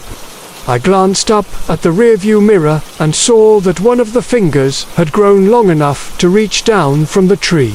It was nearly 6 inches long now, pale and jointed and very much alive. As I watched, in horrified fascination, it curled slightly, the tip brushing against the back of my neck, again with what felt almost like curiosity. The touch was cold and slightly damp, like the skin of someone who'd been outside in the rain too long. I jerked away instinctively, my sudden movement causing the truck to swerve slightly before I regained control. That's when I noticed the other fingers had grown too. All 5 of them were now long enough to reach beyond the confines of the little tree, stretching and flexing like a hand waking up from a long sleep. They seemed to be testing their newfound mobility, reaching toward different parts of the cab, exploring their environment with the patient curiosity of something that had all the time in the world. The smell was becoming overwhelming now, that sickly sweet odor of flowers left too long in water, mixed with something earthier and more primal. It reminded me of the piney woods that Sarah had mentioned, but not the pleasant, clean scent of a healthy forest. This was the smell of the deep woods, where the sun never reaches, where things grow in the darkness and feed on decay. I pulled off at the next exit, my hands shaking as I guided the truck into the parking lot of a 24-hour diner. The rain had let up slightly, but the world outside still looked grey and threatening. I sat in the cab for a long moment, engine idling, watching the fingers as they continued their restless movement. They seemed to be reaching toward me more frequently now, stretching in my direction whenever I moved or made a sound. One of them, the longest one, had developed what looked distinctly like fingernails, tiny crescents of harder material at the tips that reminded me uncomfortably of claws. As I watched, it curled downward and scraped gently against the plastic of my dashboard, producing a soft scratching sound that made my skin crawl. I reached for my phone to call Sarah, needing to hear a familiar voice, needing some connection to the normal world where air fresheners stayed the same size and carved wood didn't grow fingers. But as I lifted the phone, all 5 fingers suddenly snapped toward me with surprising speed, reaching and grasping as if trying to snatch the device from my hands. I pulled back instinctively, dropping the phone onto the passenger seat, and the fingers slowly retracted, swaying gently as if nothing had happened. That's when I realized that whatever was happening to the little tree, it was accelerating. The fingers were not only growing longer, but becoming more coordinated, more purposeful in their movements. They were learning, adapting, becoming something that was decidedly no longer just a carved piece of wood with an unusual scent. I started the engine and pulled back onto the interstate, deciding that the safest course was to finish my run and get home as quickly as possible. Maybe Sarah would know what to do, or maybe her friend who worked at the university could explain what was happening. There had to be a rational explanation, some kind of scientific phenomenon that I just didn't understand. But as I drove through the night, the fingers continued to grow and reach. The fuel tank that moaned. From Marcus Henley, I've been hauling freight across the interstate for 17 years now, and I thought I'd heard every sound a truck could make. The wheeze of failing air brakes, the death rattle of a worn transmission, the high whine of a turbocharger struggling against altitude. But what I heard coming from beneath my rig on that foggy October night somewhere outside Bakersfield was something entirely different, something that made my hands tighten on the wheel and my pulse quicken in ways that had nothing to do with caffeine. The evening had started, normally enough. I was running a load of electronics from Sacramento down to Los Angeles. Standard route I'd driven hundreds of times before. My Peterbilt 379 was humming along, smooth as silk. The engine purring with that deep, satisfied rumble that only comes from a well-maintained diesel. The fog had started rolling in around Fresno. Thick white tendrils that crept across the asphalt like ghostly fingers, reducing visibility to maybe 30 yards ahead. I'd slowed to a sensible speed, turned on my flashers, and settled in for what I knew would be a long, careful drive. The fuel gauge showed I had plenty of diesel, nearly 3/4 full, which should have been more than enough to reach my destination. I'd filled up at a truck stop in Modesto, one of those newer places with the bright LED canopy lights and spotless pumps. Nothing unusual about it, just another stop on another run. The attendant had been friendly enough. a young kid with nervous eyes who'd made small talk about the weather while the tank filled. He'd mentioned something about the fog getting worse as the night went on, and he'd been right about that. It was around 11:30 when I first heard it. I was cruising along at about 50 miles per hour. The fog so thick now that my headlights seemed to disappear into a wall of white cotton. The radio was playing low, some late-night talk show discussing conspiracy theories and government cover-ups. The kind of thing that helps pass the miles but doesn't require much attention. That's when the sound drifted up from beneath the cab, barely audible at first over the engine noise and road hum. It sounded almost like a sigh, long and drawn out, with an oddly human quality that made me unconsciously hold my breath to listen more carefully. At first, I dismissed it as wind passing under the trailer, or maybe the sound of air escaping from somewhere in the brake system. Trucks make all sorts of noises, especially older ones like mine. And after so many years on the road, most drivers learn to ignore the mechanical symphony that accompanies every mile. But the sound came again, more distinct this time, and definitely not mechanical. It was low and mournful, rising and falling like someone exhaling in their sleep, or maybe like the sound of wind passing through a narrow cave opening.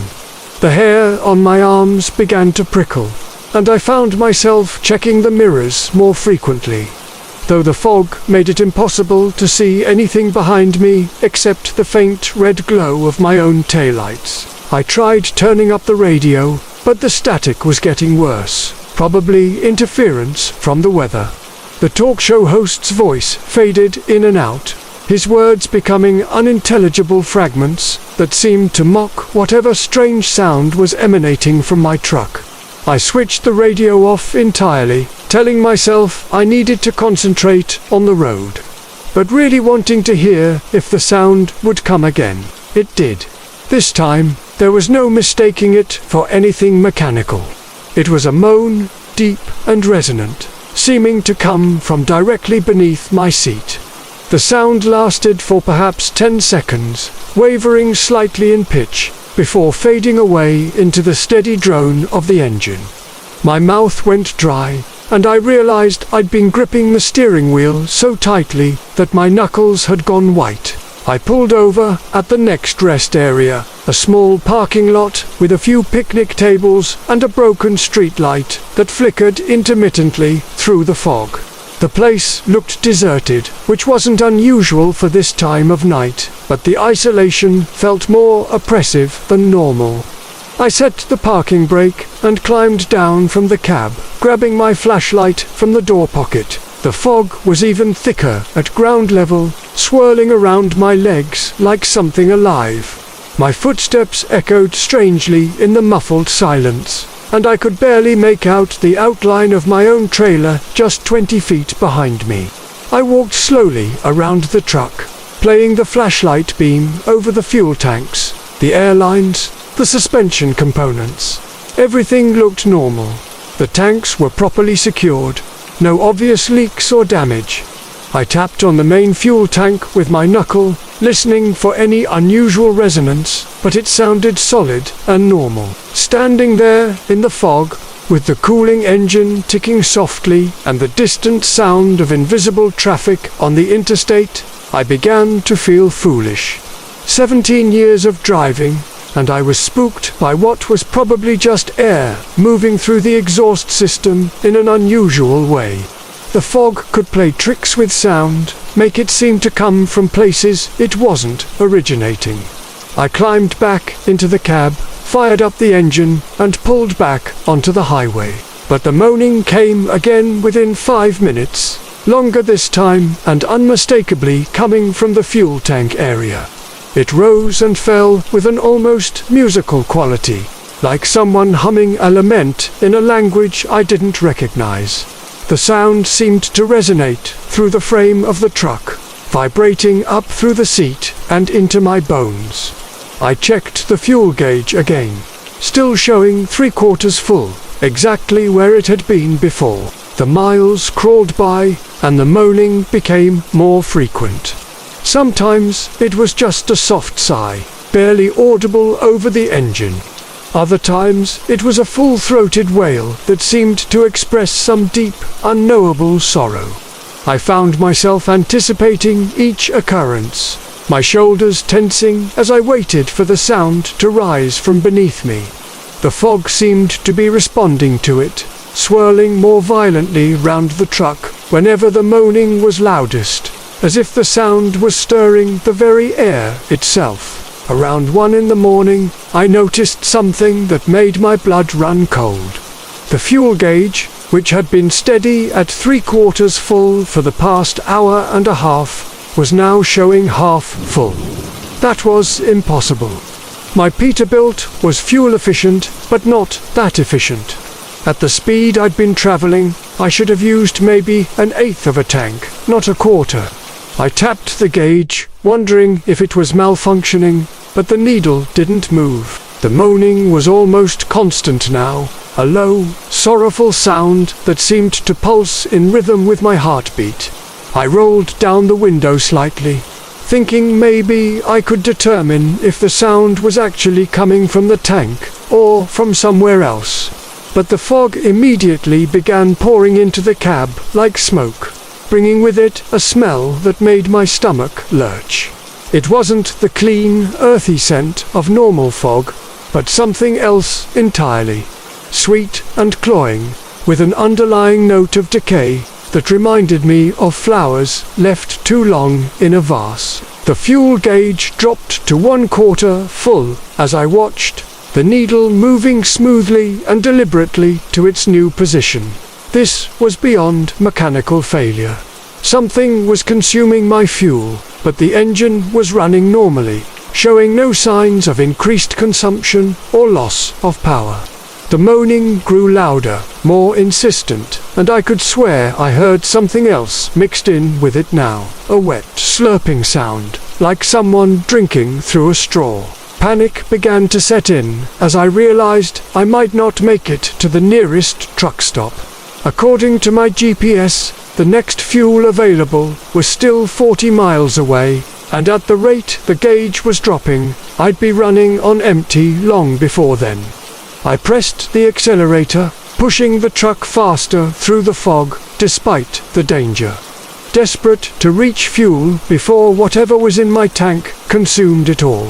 The moaning rose to an almost ecstatic pitch as my speed increased, and the fuel gauge continued its relentless descent toward empty.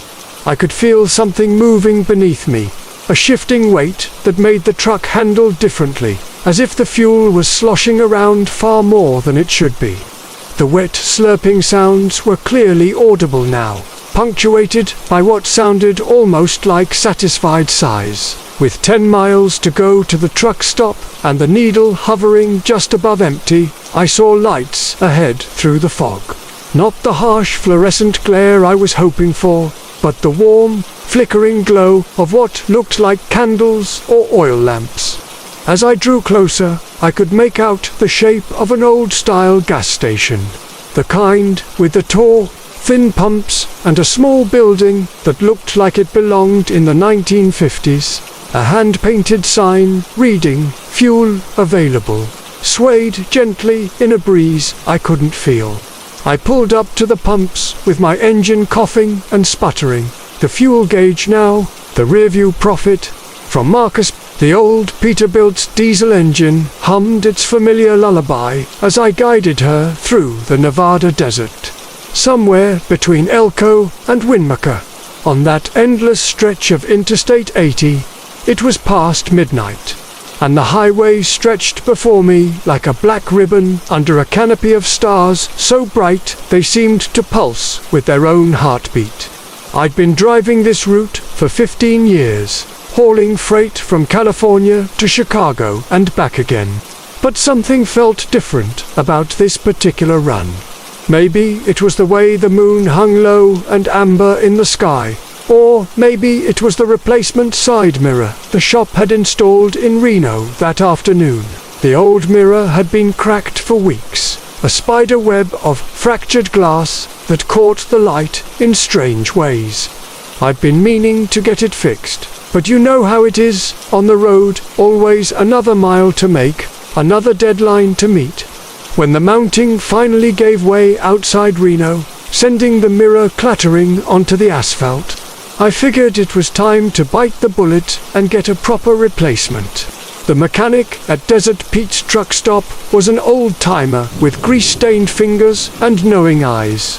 He'd pulled the new mirror from a salvage box, its chrome surface pristine despite what he claimed was its vintage. "This one's got some history to it," he'd said, polishing the glass with a worn rag. Came off a '78 Kenworth that belonged to a driver named Eddie Carruthers. Good man, Eddie was. Ran these roads for 30-some years before he retired. The mechanic had paused then, his weathered face creasing with something that might have been concern. Funny thing about Eddie though. Toward the end, he claimed his mirrors showed him things. Said he could see accidents before they happened. See other drivers' troubles coming down the line. Most folks figured the road had finally gotten to his head. You know how it can be out here in all this emptiness. I'd nodded politely and paid for the installation, thinking little of the old man's stories. Truckers were full of tales, and the desert had a way of making even the most rational minds conjure ghosts in the shimmering heat. But now, hours later, cruising through the cool desert night with nothing but the steady thrum of the engine and the whisper of wind across the cab, I found myself glancing at that new mirror more often than I should have been. At first, everything appeared normal. The familiar view of my trailer stretched behind me, its running lights blinking red in the darkness. Occasionally, another truck would appear in the distance, its headlights growing larger before eventually passing or being passed. The usual dance of the highway. But somewhere around mile marker 203, I noticed something strange. In the mirror's reflection, the road behind me seemed different somehow. The asphalt appeared newer, brighter, and instead of the sparse desert landscape I knew surrounded this stretch of highway, I could see what looked like farmland rolling away into the darkness. I rubbed my eyes, thinking fatigue was playing tricks on my vision. I'd been driving for 11 hours straight, pushing to make my delivery window in Salt Lake City, and the mind could conjure all sorts of illusions when pushed to its limits. But when I looked again, the strange vision persisted. More unsettling still, I could see a vehicle approaching in the mirror, an old sedan. Maybe from the 1960s, its single headlight cutting through what appeared to be falling snow. I glanced at my other mirrors and out the side window, but the night around me remained clear and empty. The sedan in the mirror grew closer, and I could make out more details that shouldn't have been possible. Its front end was crumpled, the hood buckled upward, and the remaining headlight flickered weakly like a dying flame. As it passed what should have been my position, I saw the driver's face, illuminated by the dashboard lights, a young man, probably in his 20s, with blood streaming from a gash on his forehead. His mouth was moving as if he were calling for help, but of course, I heard nothing beyond the steady rumble of my own engine. I reached for the CB radio, thinking perhaps I was somehow seeing another trucker's emergency. Maybe picking up some kind of signal interference that was projecting someone else's crisis onto my mirror. But the airwaves were quiet, except for the occasional distant chatter from other drivers still awake in the early morning hours. When I looked back at the mirror, the damaged sedan had vanished, and I was seeing my own trailer again, exactly as it should be. My hands tightened on the steering wheel as I tried to rationalize what I'd witnessed. Heat mirages were common in the desert, and drivers often reported seeing strange things during long hauls. Phantom hitchhikers, ghostly vehicles, entire towns that vanished upon closer inspection. The isolation and monotony of the road could play havoc with perception. especially in the small hours when the body craved sleep and the mind began to drift. But this had felt different, more real somehow, as if I were looking through a window into another time, rather than experiencing a simple hallucination. 20 minutes later, it happened again. This time, the mirror showed me a stretch of highway that looked familiar yet wrong. The guardrails were different, older, and the road surface bore the distinctive pattern of concrete rather than asphalt. In the reflection, I watched a massive trucker vintage Freightliner from maybe the 1980s, struggling against what appeared to be a fierce blizzard. The rig was jackknifing, its trailer sliding sideways across the icy road in slow motion, and I could see the terror on the driver's face as he fought to regain control. The scene played out like a silent movie, the trucker's desperate battle with physics and weather unfolding in the confines of my side mirror, while the Nevada desert remained calm and clear around my own vehicle. I knew I should pull over, maybe catch a few hours of sleep before continuing, but something compelled me to keep driving, to keep watching. The mirror seemed to be showing me glimpses of accidents and near misses, moments of crisis from other times, other drivers who had traveled this same stretch of road. Each vision was brief but vivid, lasting just long enough for me to register the details before fading back to normal reflection. A pickup truck from the 1970s with a blown tire, struggling to reach the shoulder as other vehicles swerved around it. A family sedan from the 1990s, steam pouring from under its hood as a father tried to flag down help, while his children watched from the backseat. The pattern continued for the next hour, these glimpses into the past playing out in the chrome surface of Eddie Carruthers' old mirror. I began to understand what the mechanic had meant about Eddie claiming to see things. This wasn't imagination or road fatigues, somehow, impossibly. The mirror was showing me echoes of incidents that had occurred on this highway across decades of use.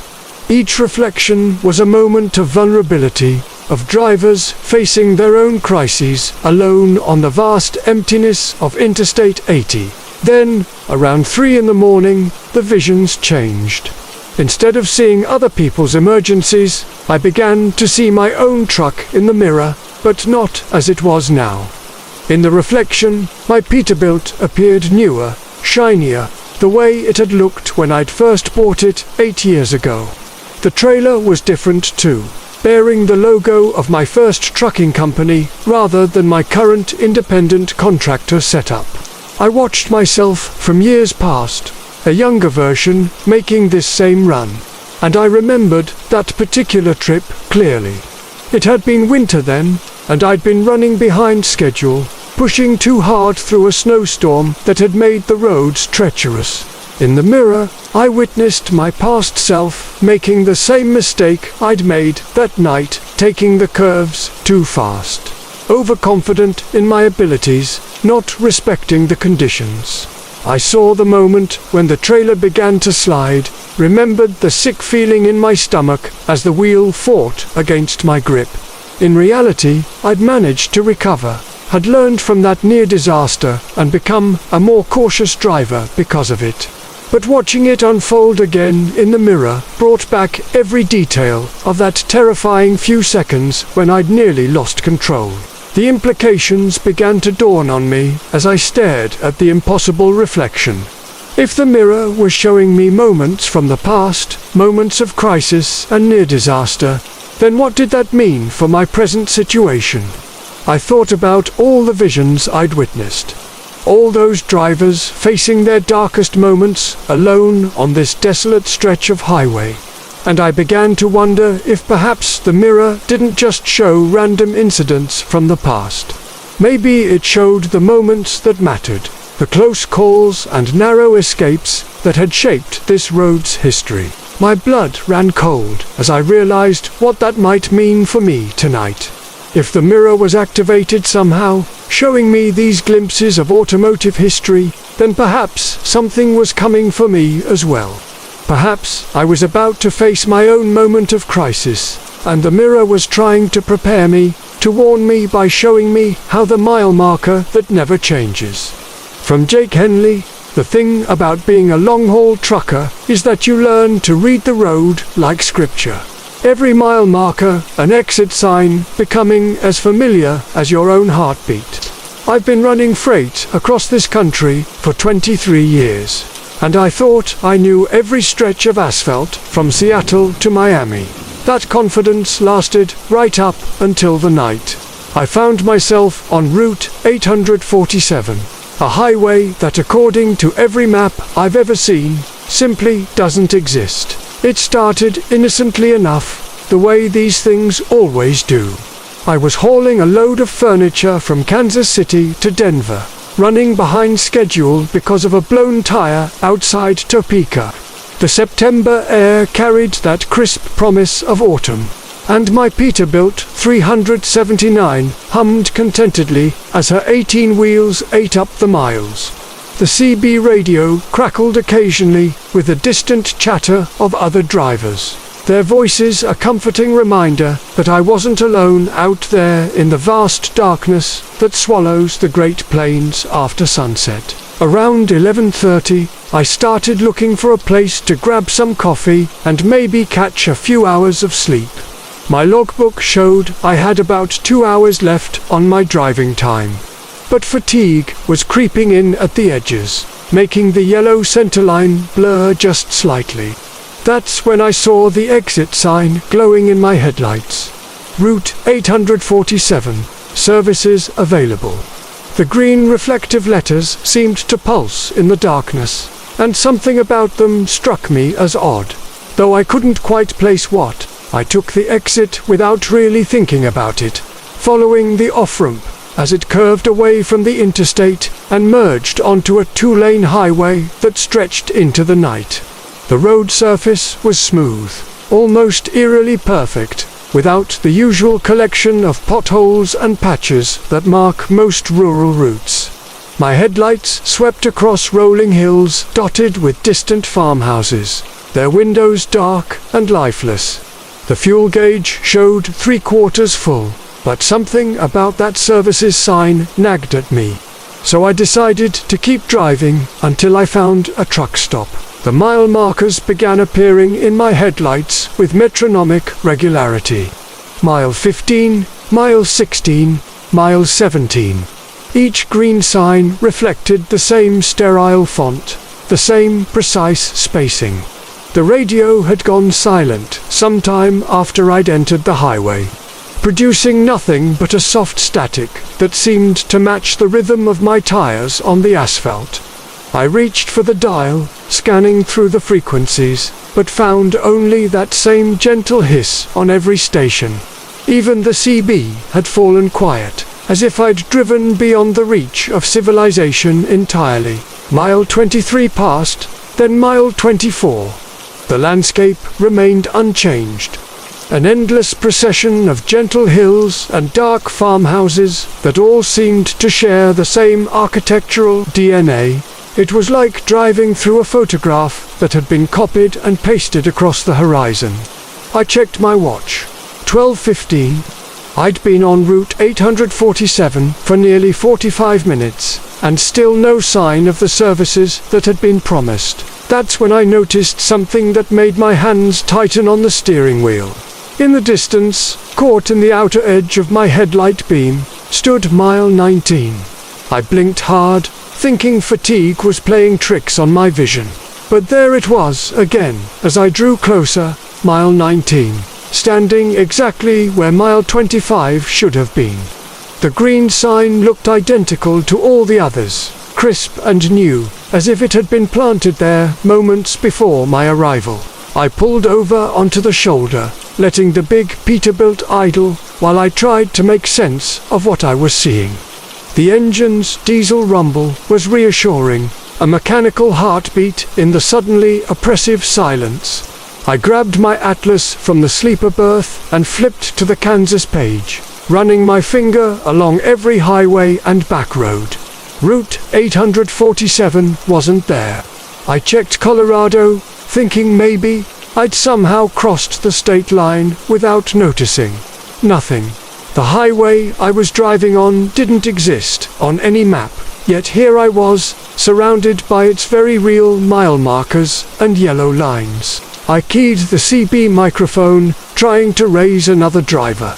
"Breaker 19, this is Freight Dog, anybody out there?" The speaker crackled back with that same empty static. I tried again, louder this time, but the radio might as well have been broken.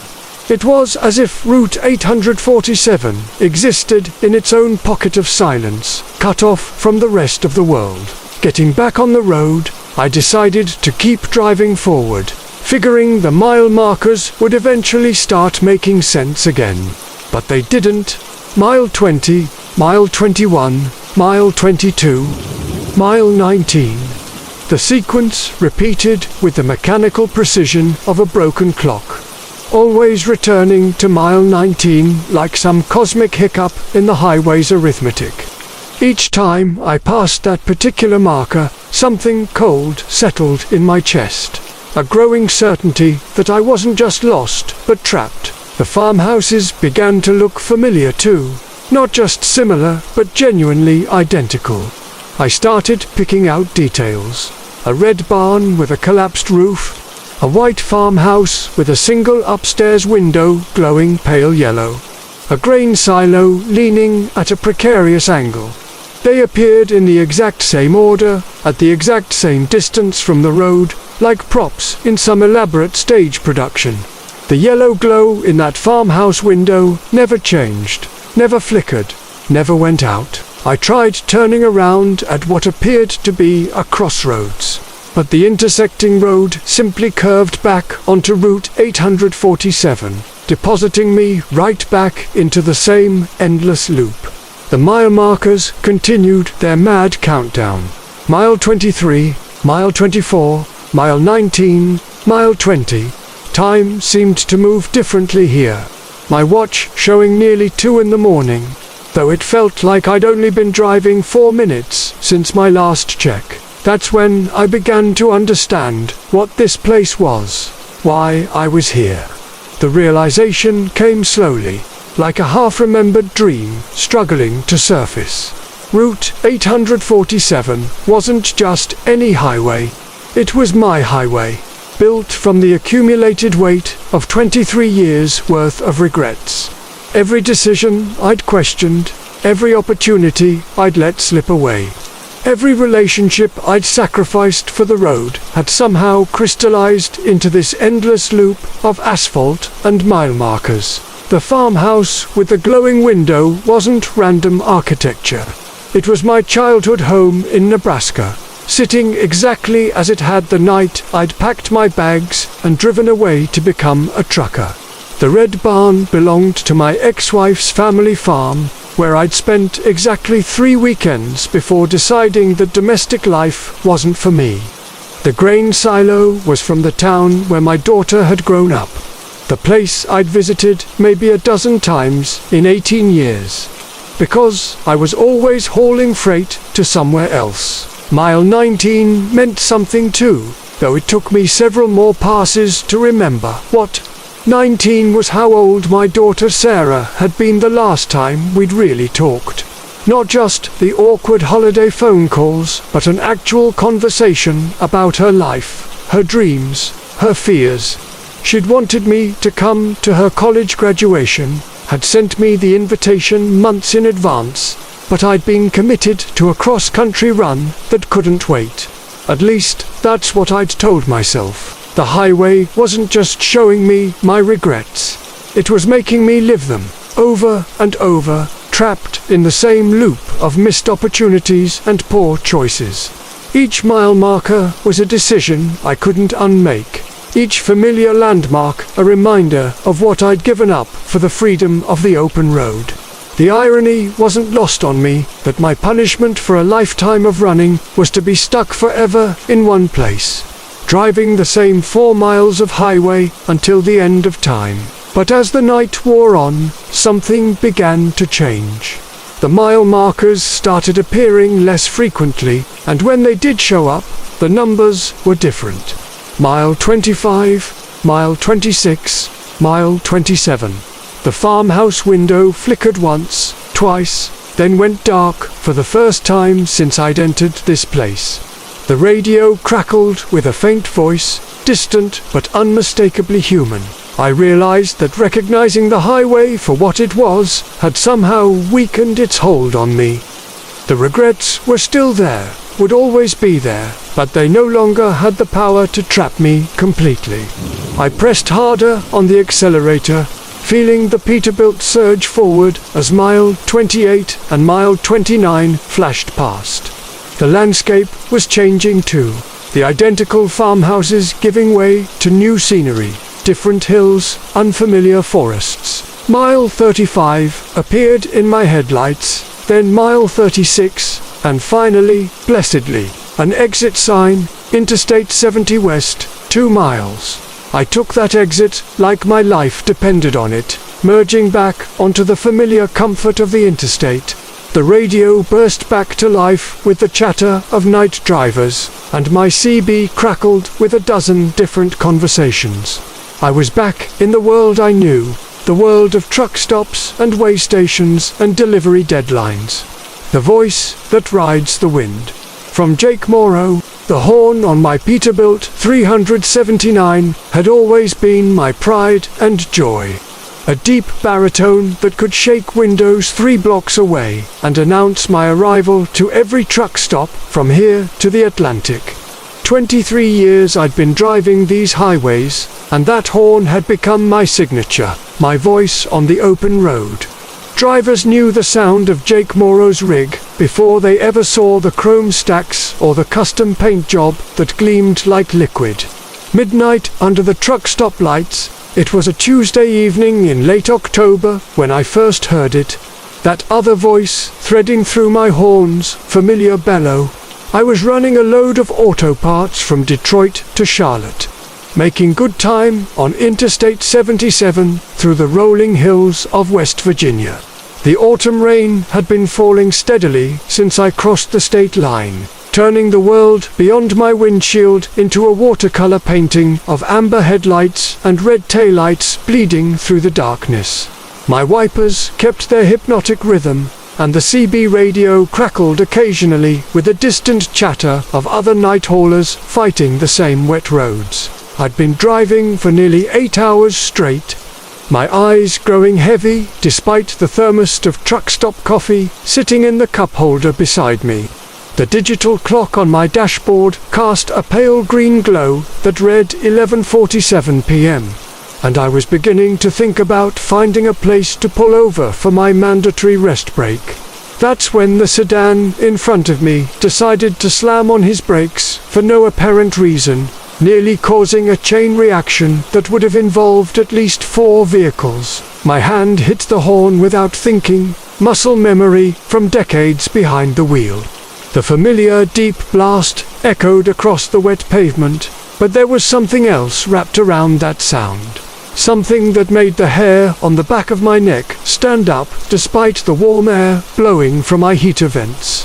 It was faint at first, almost lost in the rumble of my engine and the steady percussion of rain against glass, but unmistakably there. A voice, thin and wavering, riding the sound waves of my horn like a ghost hitchhiker I'd picked up somewhere along the dark miles. The voice was crying.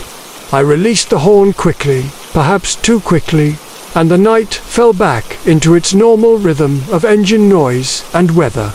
But the echo of that crying seemed to linger in my cab, bouncing off the sleeper compartment behind me and settling into the spaces between my heartbeats.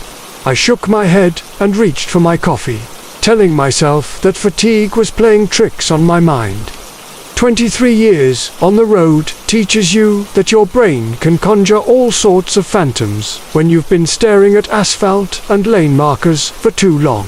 The sedan ahead of me had resumed normal speed, its taillights disappearing around a curve that wound deeper into the West Virginia mountains. I followed the gentle arc of the highway, my headlights sweeping across guardrails that gleamed like wet bones in the darkness. The rain was getting heavier now, forcing me to slow my speed and lean forward slightly to peer through the increasingly opaque windshield. About 15 minutes later, I caught up to a slow-moving RV that was clearly struggling with the grade and the weather conditions. The driver was doing maybe 40 in a 55 zone, which is dangerous enough on a clear day, but downright hazardous on a wet night with limited visibility. I waited for a safe passing zone, then pulled into the left lane and gave a courtesy toot on my horn to let him know I was coming around. The crying voice came back with my horn's blast, clearer this time and unmistakably human. It was a woman's voice, high and keening, filled with a grief so profound that it seemed to reach through the sound itself and wrap cold fingers around my heart. The cry rose and fell with the pitch of my horn, as if the two sounds had somehow become entangled, and when I released the horn button, I could swear I heard that voice continue for just a moment longer, fading away like an echo in an empty canyon. My hands were trembling as I completed the pass and merged back into the right lane. The RV's headlights fell away behind me, but that voice seemed to linger in my cab like the scent of flowers at a funeral. I reached for the CB radio and keyed the microphone, needing to hear another human voice, something normal and grounded in the real world. Breaker 19. This is Knight Rider eastbound on 77. Anybody got their ears on out there? The radio crackled with static for a moment, then a gravelly voice responded, Knight Rider, this is Moondog. I got you loud and clear. You're about 2 miles ahead of me, brother. Everything all right up there? I hesitated, thumb hovering over the talk button. How do you explain to another driver that your horn seems to be haunted? How do you put into words the sound of grief so deep it makes your soul ache? Yeah, Moondog, everything's fine. Just checking the airways, you seeing this rain? Roger that, Knight Rider. It's coming down like Noah's flood back here. You'll be careful up there. I set the microphone back in its cradle and tried to focus on the road ahead, but my mind kept returning to that crying voice. It had sounded so real, so immediate, as if someone were sitting right there in my cab with me, weeping for something precious that could never be recovered. The sound had carried a weight of loss that seemed to press against my chest, making it difficult to draw a full breath. The miles rolled by under my wheels, the highway winding through mountains that rose like sleeping giants on either side of the asphalt. Occasionally, I passed other vehicles, always careful to signal my intentions, but I found myself reluctant to use my horn. The few times I absolutely had to, for safety reasons, that crying voice came with it, growing stronger and more distinct each time. By the third occurrence, I could almost make out words buried in the wailing. Something that sounded like please and help. And find me, near Charleston, I pulled into a truck stop to fuel up and grab a quick bite. The parking lot was half full of big rigs, their running lights creating a constellation of red and amber stars against the wet pavement. I backed into a space near the fuel islands and shut down my engine, grateful for the sudden silence that fell over my cab. The rain continued its steady percussion on my roof, but it was a clean sound, unmarked by supernatural voices or inexplicable grief. Inside the truck stop, surrounded by the familiar sounds of drivers talking over coffee and the ping of video games, I began to feel more like myself. The harsh, fluorescent lighting and the smell of fried food seemed to push the supernatural back into whatever dark corner it had emerged from. I ordered a burger and sat at the counter, watching the rain streak down the windows and listening to two drivers debate the merits of different routes through the Carolinas. But when I returned to my truck an hour later, the dread came flooding back. My Peterbilt sat there in the rain like a faithful beast, chrome gleaming under the parking lot lights, But something about it seemed different now. The horn mounted on my roof looked the same as always.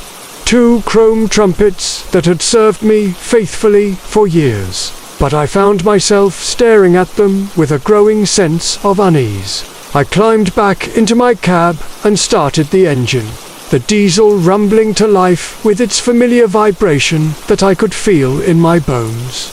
The digital clock now read 1:23 a.m., and I still had nearly 200 miles to go before reaching my delivery point in Charlotte. I pulled out of the truck stop and merged back onto the interstate. Windshield wipers resuming their hypnotic dance against the rain. For the next 50 miles, I managed to avoid using my horn. Traffic was light, and the few vehicles I encountered were maintaining reasonable speeds and distances.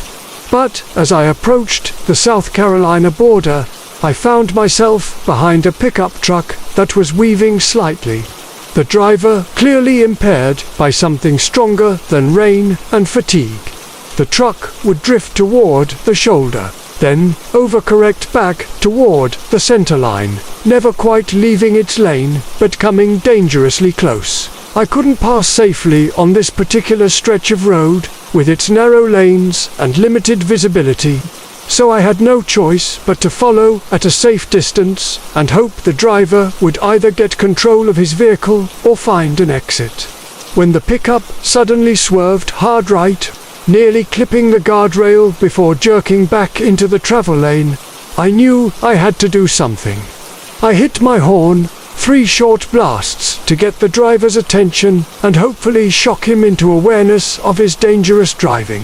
The crying voice that came with my horn was no longer faint or questionable. It filled my cab with such intensity that I instinctively clutched at my chest, as if the sound itself were trying to tear my heart out. The woman's voice was screaming now, not just crying, but wailing with a desperation that spoke of ultimate loss and unbearable. The phantom load, from Marcus Hawthorne. The call came in just after midnight on a Tuesday that felt heavy with the kind of silence that makes even veteran drivers uneasy. I'd been hauling freight for nearly 2 decades, and in all that time, I'd learned to trust my instincts about loads, routes, and especially about the people who hired me for off-the-books runs. But the voice on the other end of my CB radio was offering 3 times my usual rate for what sounded like a simple pickup and delivery. And my bank account was running as empty as a truck stop diner at 4 in the morning. The dispatcher's instructions were straightforward enough. Drive to a warehouse on the outskirts of Bakersfield, hook up to a trailer that would already be loaded and sealed, then haul it straight through to a facility in Amarillo. No stops except for fuel, no inspections, no questions. The kind of run that paid well precisely because it required a driver who knew how to mind his own business and keep his mouth shut. I fired up my Peterbilt, just as the first drops of what would become a steady California drizzle began speckling my windshield. The truck responded with the familiar rumble that had been my companion through countless nights on empty highways, and I pulled out of the rest stop where I'd been catching a few hours of sleep. The dashboard lights cast their familiar green glow across the cab, and the rhythmic sweep of the wipers created a hypnotic pattern against the gathering rain.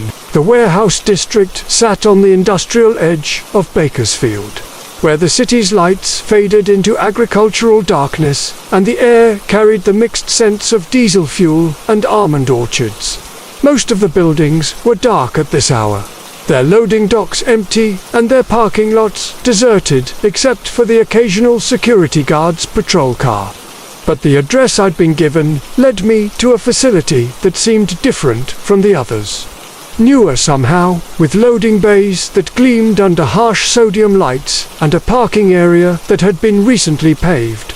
I backed my truck up to the designated bay according to the instructions I'd received, expecting to meet a dock supervisor or at least see some sign of the loading crew. Instead, I found a trailer already positioned and apparently ready to go, its rear doors sealed with official-looking tape and documentation. The paperwork was waiting in a weatherproof envelope taped to the trailer's side. Everything filled out and signed by people whose names meant nothing to me, but whose signatures looked official enough to satisfy any highway patrol officer who might take an interest. What struck me as odd, though I couldn't quite put my finger on why, was how perfectly positioned the trailer was. In 20 years of hauling freight, I'd never seen a loading crew position a trailer with such precision that the coupling process required absolutely no adjustment. Usually, there's at least some backing and filling, some minor repositioning to get the fifth wheel and kingpin to align properly. But this trailer sat exactly where it needed to be, as if it had been waiting specifically for my truck. The coupling process went smoother than silk. The air lines connected with satisfying clicks. The electrical connections slid into place without resistance. And the fifth wheel locked onto the kingpin with the kind of mechanical certainty that usually takes several attempts to achieve.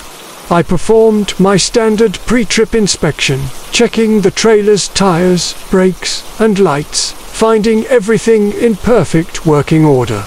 The load felt substantial when I pulled forward to test the connection, heavy enough to make my engine work, but not so heavy as to suggest anything illegal or dangerous. As I pulled away from the warehouse and merged onto Highway 99, the rain began falling in earnest, creating a steady percussion on the cab roof that mixed with the low hum of my engine and the whisper of tires on wet asphalt. The load pulled smoothly behind me, tracking straight and true through the turns and responding predictably to my braking. If anything, the trailer seemed to handle better than most, as if its weight distribution had been calculated by engineers who understood the physics of long-haul trucking better than the usual freight companies. The first hint that something wasn't quite right came about an hour into the run, as I was climbing through the Tehachapi Pass in the pre-dawn darkness. I'd downshifted to maintain speed on the grade, feeling the familiar resistance of the load against my truck's power, when I noticed something odd in my mirrors. The trailer's running lights, those amber markers that trace the outline of a big rig at night, seemed to be pulsing in a rhythm that didn't match the normal electrical patterns I was used to seeing. At first, I attributed it to moisture in the electrical connections, a common enough problem on wet nights like this one. But as I continued climbing, the pulsing became more pronounced, almost like a heartbeat translated into electrical impulses. I tried adjusting my speed, thinking that engine vibrations might be causing a loose connection somewhere. But the pulsing continued regardless of how fast or slow I drove. More concerning was the way the trailer seemed to be pulling slightly to one side, not enough to be dangerous, but enough to require constant small corrections to my steering. I'd hauled thousands of loads over the years, and I knew the feel of cargo that had shifted during transport. But this felt different somehow. Less like loose freight moving around and more like the entire trailer was trying to guide itself in a direction that didn't quite match where I was steering the truck. By the time I reached the bottom of the grade and started across the Mojave Desert, the rain had stopped, but the strange behavior of the trailer had not. If anything, it seemed to be getting more pronounced. The running lights continued their rhythmic pulsing, and I began to notice that the pattern seemed to change depending on which direction I was heading. When the highway curved to the north, the pulsing would slow and become irregular. When it curved back toward the east, the rhythm became steady and strong. I pulled into a truck stop near Barstow to fuel up and check the trailer more thoroughly. The facility was one of those 24-hour operations that catered to long-haul drivers, with diesel pumps that could accommodate the longest rigs and a convenience store that stayed brightly lit throughout the night. but as I maneuvered into position at the fuel island, I noticed that my trailer seemed reluctant to follow the truck, requiring more effort than usual to back into the proper position. During my walk-around inspection, I found nothing obviously wrong with the trailer's mechanical systems. The tires were properly inflated, the brakes showed no signs of overheating, and the suspension appeared to be functioning normally. But there was something about the trailer that made me uncomfortable.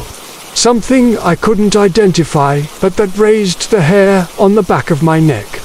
The metal surfaces felt slightly warm to the touch, despite the cool desert air, and there was a faint humming sound coming from somewhere inside the sealed cargo compartment. More unsettling was the way the trailer seemed to respond to my presence. When I walked around to the driver's side to check the connections, the running lights would pulse more rapidly. When I moved to the passenger side, they would slow down.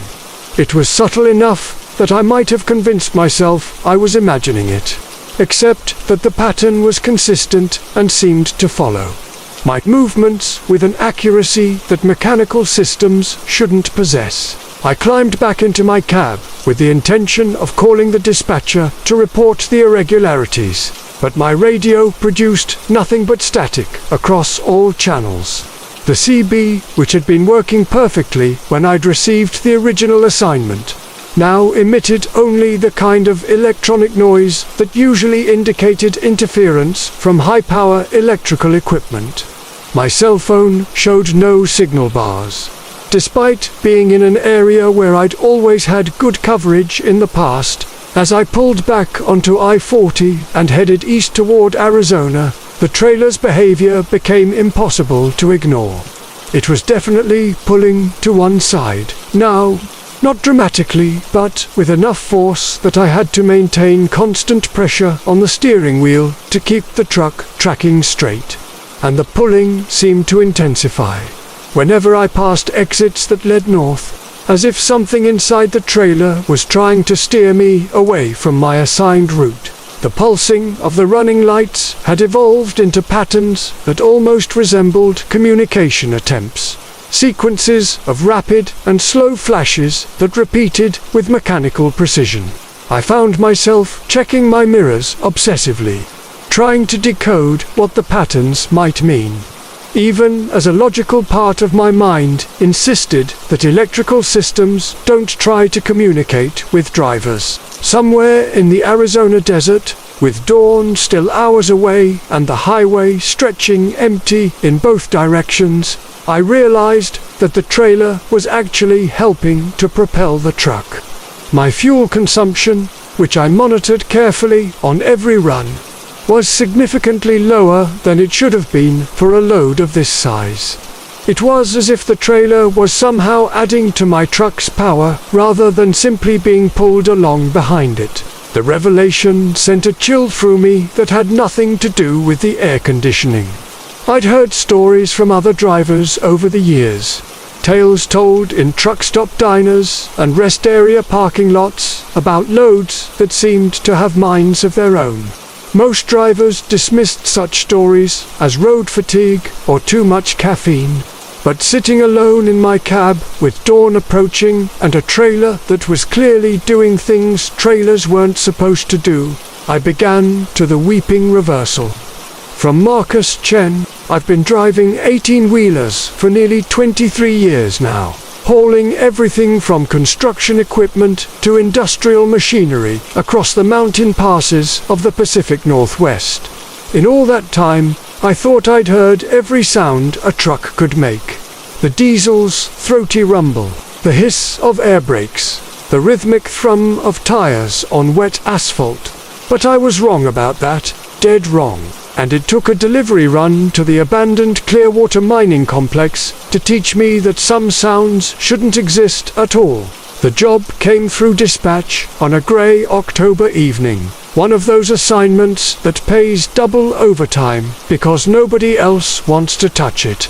The complex had been shuttered for 15 years after a series of accidents left the place with a reputation darker than the tunnels that honeycombed the mountainside. Now, some demolition company had bought the rights and needed their excavator delivered before the weather turned. Simple enough work: drive the Peterbilt up Highway 97, drop the trailer at the staging area, collect my payment, and head back down the mountain before the first snows made the pass treacherous. The fog rolled in thick as I climbed toward the 3,000-foot elevation marker, my headlights cutting pale cones through the moisture-heavy air. The cab felt smaller somehow in that murky cocoon. Just me and the steady vibration of the engine. The occasional crackle from the CB radio picking up conversations from truckers miles away. I'd made this run dozens of times over the years, but never to Clearwater. And something about the isolation up there had my nerves singing a tune I didn't recognize. By the time I reached the turnoff for the mining road, full darkness had settled over the mountains like a heavy blanket. The access route proved to be little more than cracked pavement and gravel, barely wide enough for my rig, with steep drop-offs disappearing into black nothing on the passenger side. Pine branches scraped against the trailer as I navigated the switchbacks, their sound like fingernails on metal in the thin mountain air. The Clearwater complex spread before me as I rounded the final curve. A collection of dark buildings and rusted machinery silhouetted against the star-drunk sky. Floodlights had been rigged up around the staging area, casting harsh white pools that made the shadows seem deeper by contrast. I could see why they'd shuttered this place. Everything about it felt wrong.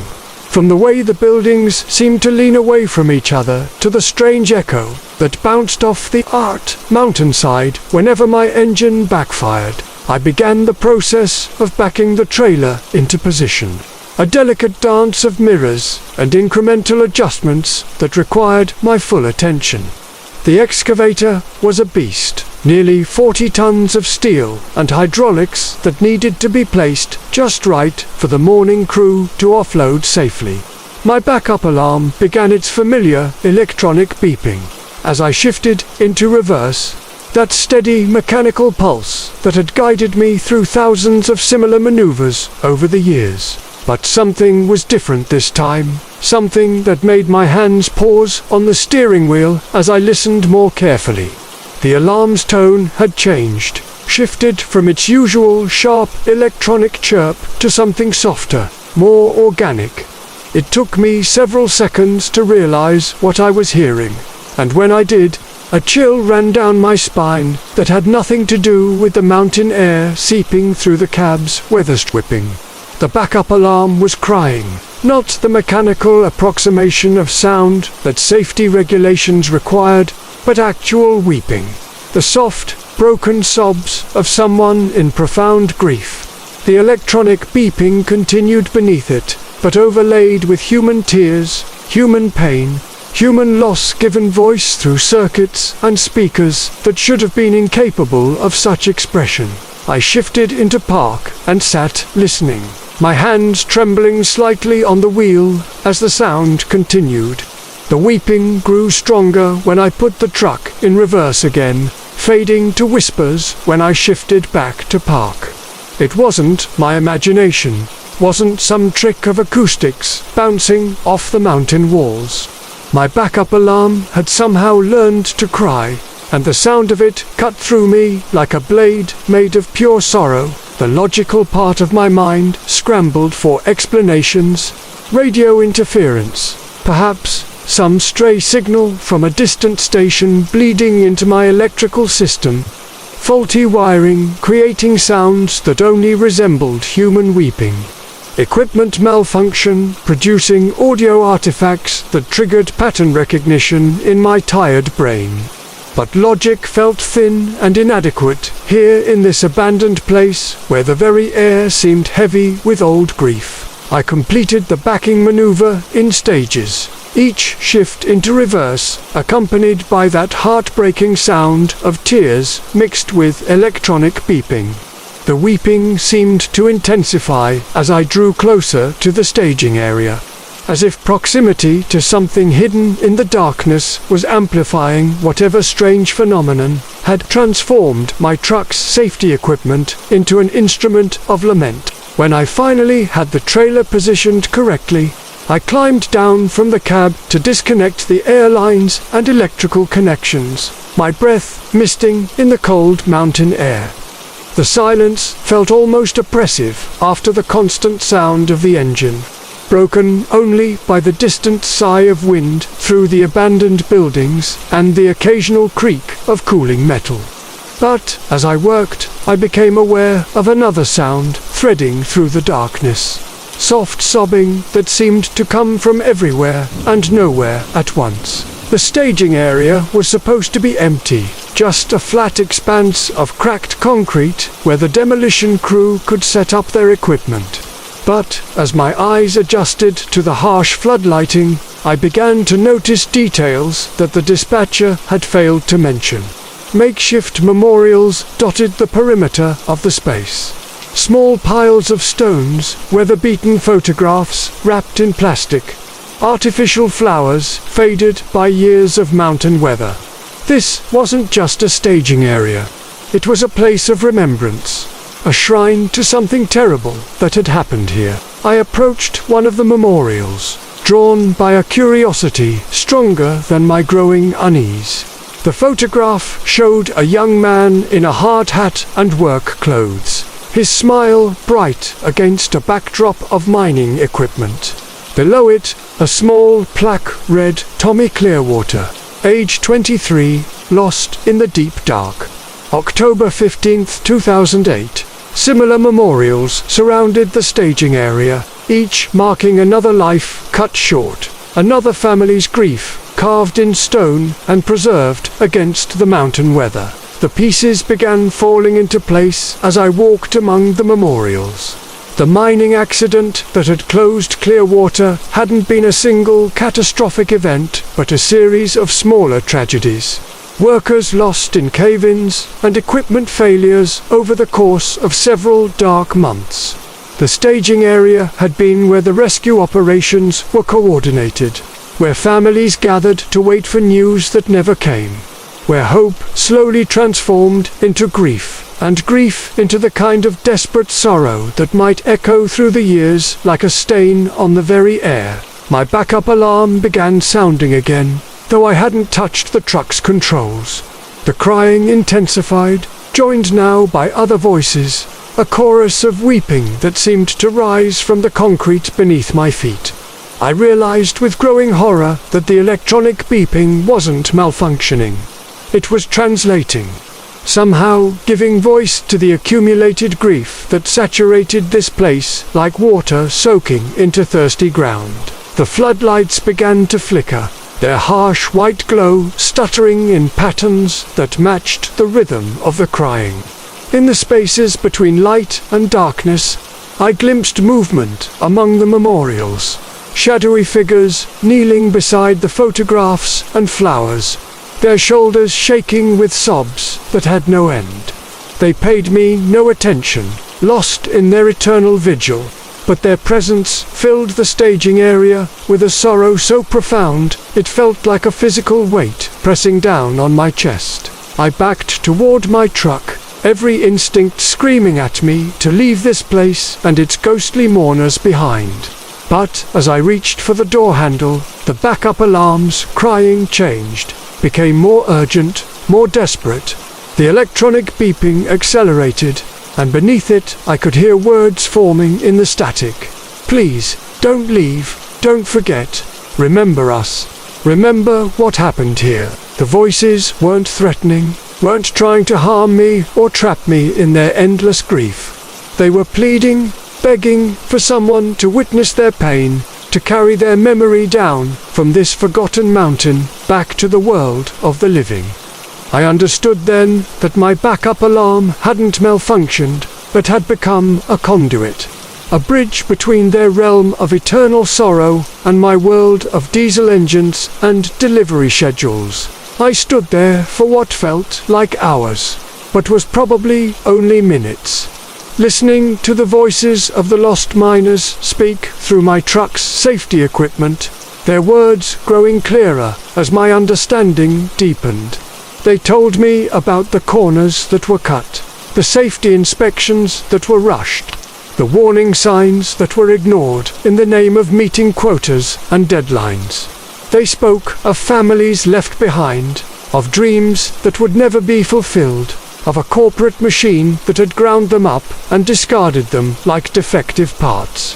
The watchers in the mist, from Marcus, the fog rolled in like a living thing that October night, thick and deliberate, swallowing Highway 101 between Portland and Salem. I'd been driving these Pacific Northwest routes for 12 years, hauling everything from timber to electronics up and down the coast, and I thought I knew every mood this land could throw at me. The perpetual drizzle, the sudden downpours that turned windshields into waterfalls, the morning mists that clung to the Douglas firs like forgotten ghosts. But this fog was different. It moved with purpose, banking against my headlights as if it were studying me, measuring my resolve. My rig was a 2018 Peterbilt 579, cherry red with chrome that caught light like promises. The engine hummed its familiar diesel lullaby, a sound that had become as comforting as a heartbeat over the years. The cab felt smaller than usual as the fog pressed against the windows, transforming the world beyond into a grey-white void. My CB radio crackled occasionally with distant voices of other drivers, their words fragmented and strange, as if the fog were filtering more than just light from their transmissions. The load I was carrying wasn't particularly heavy, just a shipment of restaurant equipment bound for a new steakhouse in Eugene. Simple run, good money, and I'd planned to make it straight through. But as the fog thickened, I found myself slowing from 70 to 50, then to 40 miles per hour. The yellow lines on the road appeared and disappeared, like secrets being whispered and then swallowed back into silence. That's when I started noticing them. At first, I thought it was pareidolia, that trick of the mind that makes us see faces in clouds or figures in shadows. The fog seemed to form shapes as it swirled in my headlight beams. Brief suggestions of human features that would dissolve the moment I tried to focus on them. A cheekbone here, the curve of an eye socket there, lips that might have been speaking words I couldn't hear. I rubbed my eyes, thinking it was fatigue playing games with my perception. I'd been on the road for 8 hours already, and the hypnotic rhythm of wipers clearing condensation from my windshield wasn't helping my alertness. But the faces kept coming. They were clearer now, more defined. Men and women of various ages, their expressions ranging from curious to sorrowful to something I couldn't quite identify, but that made my hands tighten on the steering wheel. They appeared in the fog like photographs developing in a dark room, emerging from the grey-white mass with startling clarity before fading back into the mist. Some seemed to be looking directly at me, their eyes following my truck as I passed. Others stared off into distances I couldn't fathom, as if watching something beyond my comprehension. I reached for my CB radio, intending to ask other drivers if they were seeing what I was seeing, but the static that emerged was different now. Instead of the usual electronic white noise, it carried what sounded like whispers, dozens of voices speaking in overlapping murmurs that rose and fell like waves. I couldn't make out individual words, but there was an urgency to the sound, a desperate quality that made my skin crawl. I switched the radio off, but the silence that followed felt even worse. The fog was so thick now that I could barely see 20 feet ahead. My headlights seemed weaker, as if the mist were actively absorbing their light. I considered pulling over, waiting for conditions to improve, but something told me that stopping would be a mistake. The faces in the fog were becoming more numerous, appearing faster and staying visible longer. They pressed closer to my truck, and I could swear I heard soft thumping sounds against the sides of my trailer, like gentle knocking. A woman's face materialized directly in front of my windshield, so close and clear that I could see the individual strands of her grey hair, the worry lines around her eyes. Her mouth was moving, forming words I couldn't hear through the glass and metal and engine noise. She looked familiar, though I couldn't place where I might have seen her before. Her expression was pleading, desperate, and she kept pointing to something off to my right, toward the shoulder of the highway. I glanced in that direction and saw more faces, dozens of them, forming a crowd in the fog. They were all pointing in the same direction, toward what looked like an off-ramp. I didn't remember being there. The exit sign was barely visible through the mist, but I could make out enough to see it wasn't marked with any destination I recognized. Just strange symbols that seemed to shift and change when I wasn't looking directly at them. My engine began to sputter, something that had never happened before. The Peterbilt had been meticulously maintained, and the fuel tank was 3/4 full. But the RPMs were dropping, and I could feel the truck losing power. The faces in the fog grew more agitated, their pointing becoming more frantic. The woman in front of my windshield pressed her hands against the glass, and for a moment I could have sworn I felt warmth through the windshield, impossible as that was. The mysterious off-ramp was approaching fast, and my truck was slowing whether I wanted it to or not. The faces were everywhere now, filling the fog like a crowd at a concert, all of them focused on me, all of them gesturing toward the exit.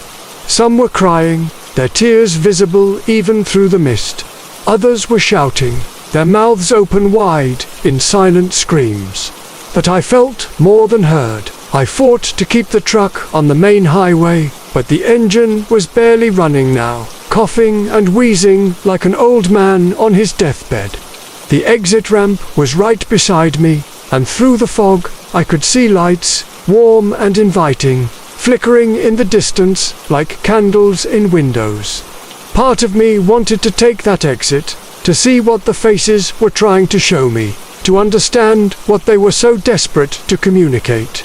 But a deeper instinct, something primal and protective, told me that following their directions would be a mistake I wouldn't live to regret. I downshifted, forcing the truck to respond, and pressed the accelerator to the floor.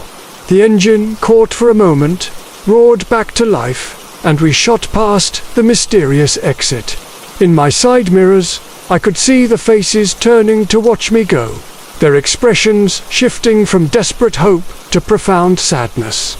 Some raised their hands as if waving goodbye, and others simply faded back into the mist as if they had never been there at all. The fog began to thin almost immediately after I passed the exit, dissolving with the same unnatural speed with which it had appeared.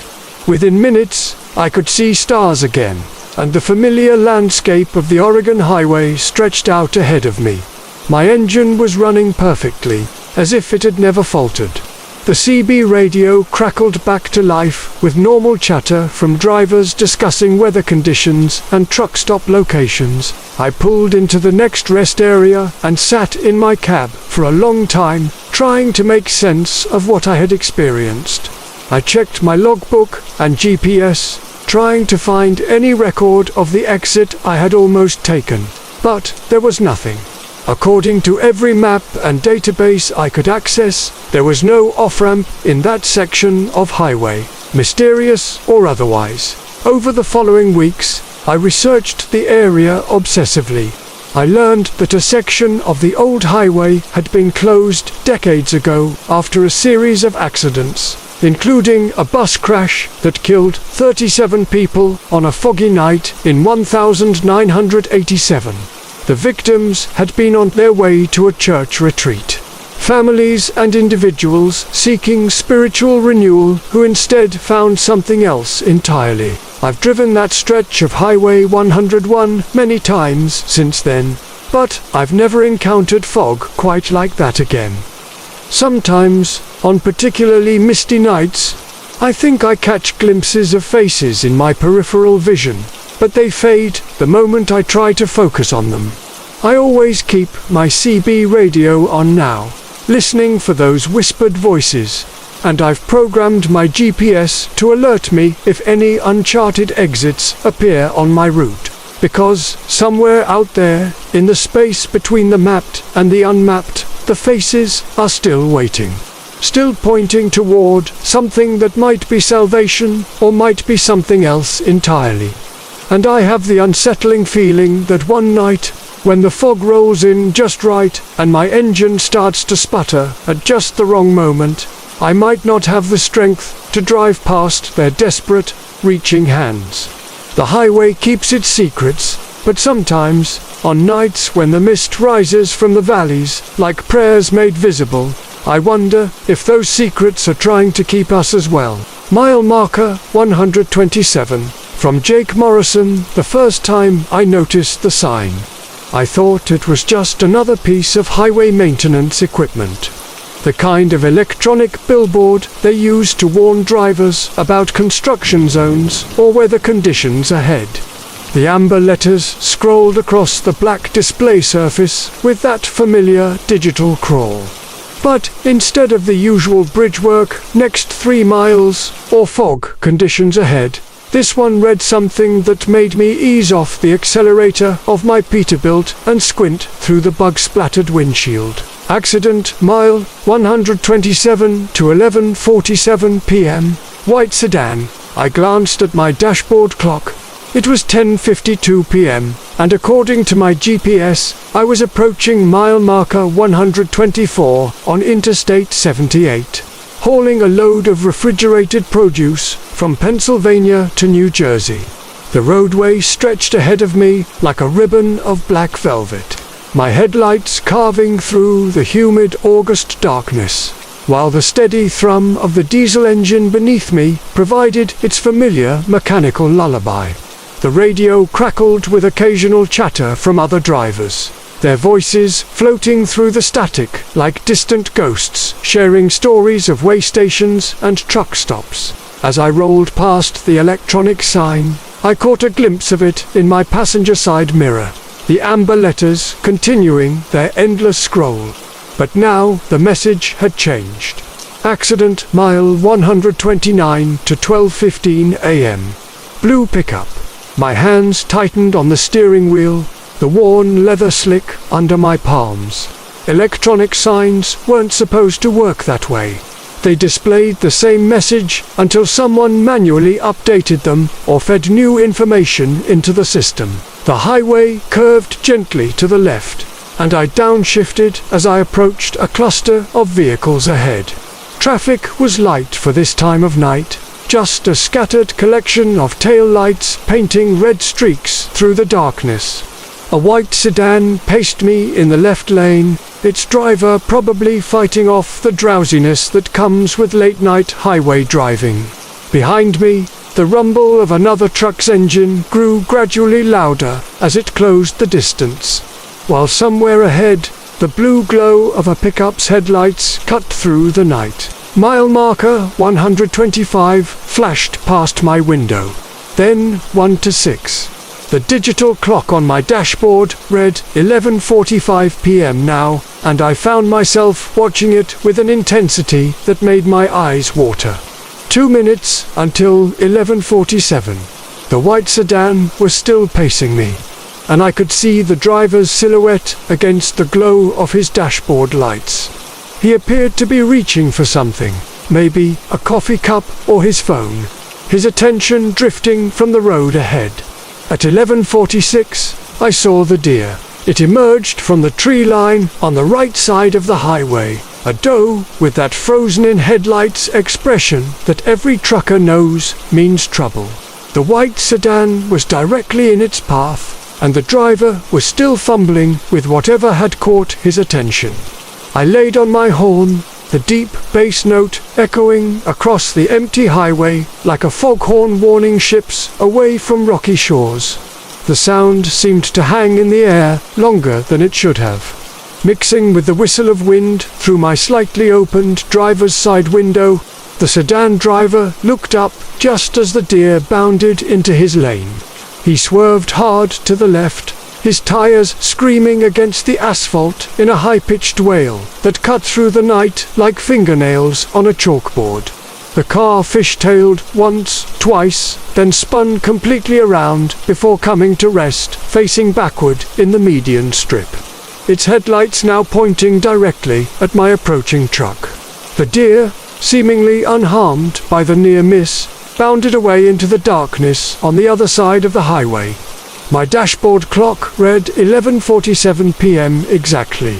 I pulled over to check on the sedan driver, but he was already climbing out of his car, shaken but uninjured. We exchanged a few words about the deer and the importance of staying alert on night drives.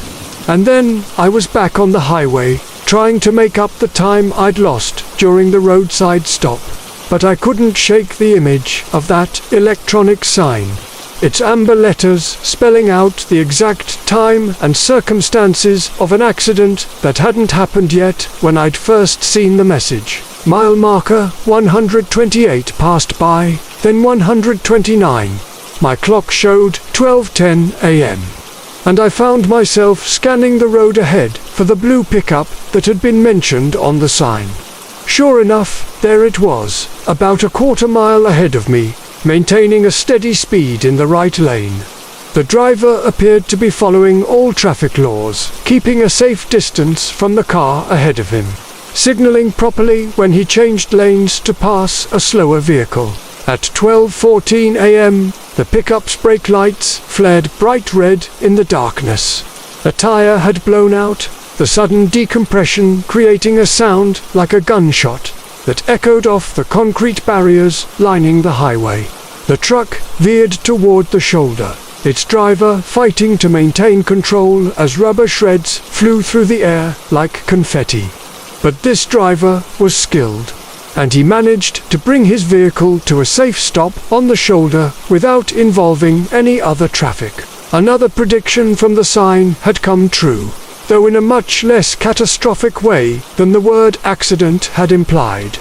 I was beginning to wonder if the sign wasn't predicting disasters, but rather creating them. Or if perhaps my presence on this stretch of highway was somehow preventing the worst outcomes from occurring. As I continued eastbound, I passed two more electronic signs with their normal, mundane messages about construction zones and traffic conditions. But at mile marker 135, another predictive sign appeared, its amber letters crawling across the display with mechanical precision. Accident mile 141 to 1:30 a.m. Motorcycle, severe. The word severe sent a chill through me that had nothing to do with the air conditioning units humming in my trailer. I pressed harder on the accelerator, pushing my rig slightly above the speed limit, as I tried to reach mile 141 before the predicted time. The highway rose and fell over gentle hills, and I could see the glow of a city on the horizon, its lights reflecting off the low-hanging clouds like a aurora painted in orange and white. At mile marker 140, I spotted the motorcycle. It was a big Harley, its chrome gleaming under the streetlights as it rumbled along in the left lane. The rider wore dark leather and a helmet that reflected my headlights like a mirror. As I watched, the motorcycle began to accelerate, the deep throb of its engine resonating through my truck's cab, even over the sound of my own diesel motor. The time was 1:28 a.m., and I was coming up on mile marker 141. The motorcycle was now traveling well above the speed limit, weaving slightly between lanes as if the rider was showing off or perhaps fighting fatigue.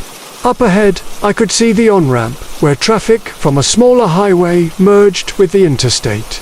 And there was a car approaching on that ramp, its headlights sweeping across the road as it prepared to enter the flow of traffic. I flashed my headlights and honked my horn, trying to get the attention of both the motorcycle rider and the merging car, but my warnings seemed to disappear into the night without acknowledgement. The motorcycle was now approaching the merge zone at exactly 1:30 a.m., while the car on the ramp was accelerating to match highway speed. The geometry of their paths was becoming terrifyingly clear, but instead of the collision I expected, something else happened. The motorcycle rider suddenly slowed and moved to the right lane, directly in front of my truck. At the same moment, the merging car accelerated into the left lane, exactly where the motorcycle had been just seconds before. There was no impact, no crash, no disaster. But in that moment of near miss, I saw the motorcycle rider turn his helmet toward me and raise one gloved hand in what might have been a wave of thanks. As he accelerated away into the distance, I realized that the electronic signs weren't predicting inevitable accidents. They were showing me possibilities, potential futures that could be altered by the right intervention at the right moment. Someone or something was using those displays to guide me to places where I could make a difference, where the presence of a careful driver with a loud horn and bright headlights could tip the balance between disaster and safety. Over the next several hours of driving, I encountered 3 more predictive signs, and each time I found myself in position to prevent or minimize the accidents they described. A gentle tap on the brakes warned a drowsy driver that he was drifting out of his lane. A strategic position change blocked an aggressive driver from making a dangerous pass. A radio call to highway patrol directed help to a stranded motorist whose car had died in a dangerous location. As dawn began to break over the eastern horizon, painting the sky in soft shades of pink and gold, I approached the final electronic sign on my route. This one was different from the others, displaying not a prediction of an accident, but a simple message that made my hands tremble slightly on the route to nowhere. From Marcus, the GPS unit had been acting strange for weeks. But truck stops don't exactly stock high-end electronics, and my budget was tighter than the treads on my rear tires.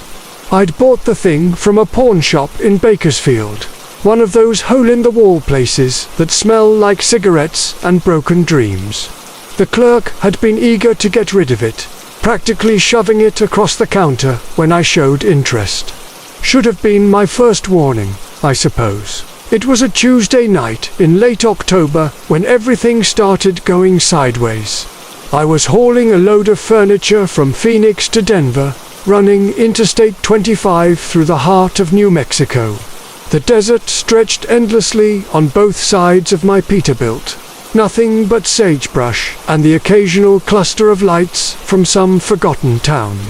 The radio crackled with static between stations, picking up fragments of Spanish music and late-night talk shows that faded in and out like ghosts. The GPS had been routing me along my usual path until somewhere around Albuquerque, when the screen flickered and displayed something I'd never seen before.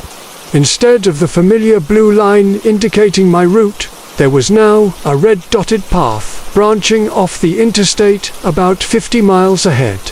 The destination label read something I couldn't quite make out, the letters seeming to shift and blur whenever I tried to focus on them during quick glances away from the road. At first, I figured it was just another glitch in the aging unit.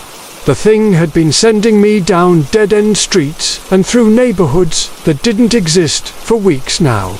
But there was something different about this particular malfunction. The red line pulsed softly, almost like a heartbeat, and I found myself oddly compelled to follow it. The rational part of my mind knew I should stick to the interstate, but my hands seemed to have other ideas. When I reached exit 252, a 2-lane off-ramp that led into absolute darkness, I felt my foot ease off the accelerator without conscious thought. The exit wasn't marked on any of my paper maps, and I'd driven this route dozens of times over the past 5 years. Yet there it was, as real as the steering wheel under my palms. The GPS chimed pleasantly, its mechanical voice instructing me to turn right in a tone that seemed almost satisfied. The road beyond the exit was older than the interstate, made of cracked asphalt that had seen better decades. My headlights carved through the desert night, illuminating sagebrush and scattered rocks that cast long, dancing shadows. The GPS continued to guide me along the red dotted line, which twisted and turned through terrain that grew increasingly unfamiliar. The elevation was rising, though I couldn't recall any significant hills in this part of New Mexico. After about 20 minutes of driving through this empty landscape, I began to notice something unsettling. The scattered debris along the roadside wasn't just tumbleweeds and rocks. There were pieces of vehicles, rusted and partially buried in the sandy soil. A bumper here, a side mirror there, fragments of chrome and plastic that caught my headlights like metallic bones. The GPS screen seemed to glow brighter as I passed each piece of wreckage, though that might have been my imagination. The road began to climb more steeply, winding through formations of red rock that rose like cathedral spires in the darkness. My engine worked harder, the familiar rumble of the diesel taking on a strained quality that made me glance nervously at my gauges. Everything appeared normal, but the sound seemed wrong somehow, as if the truck itself was reluctant to continue down this path. It was then that I noticed the GPS display had changed again. The red line was still there, but now there were additional markings scattered across the screen. Small symbols that looked almost like crosses, dozens of them, marking locations throughout the area.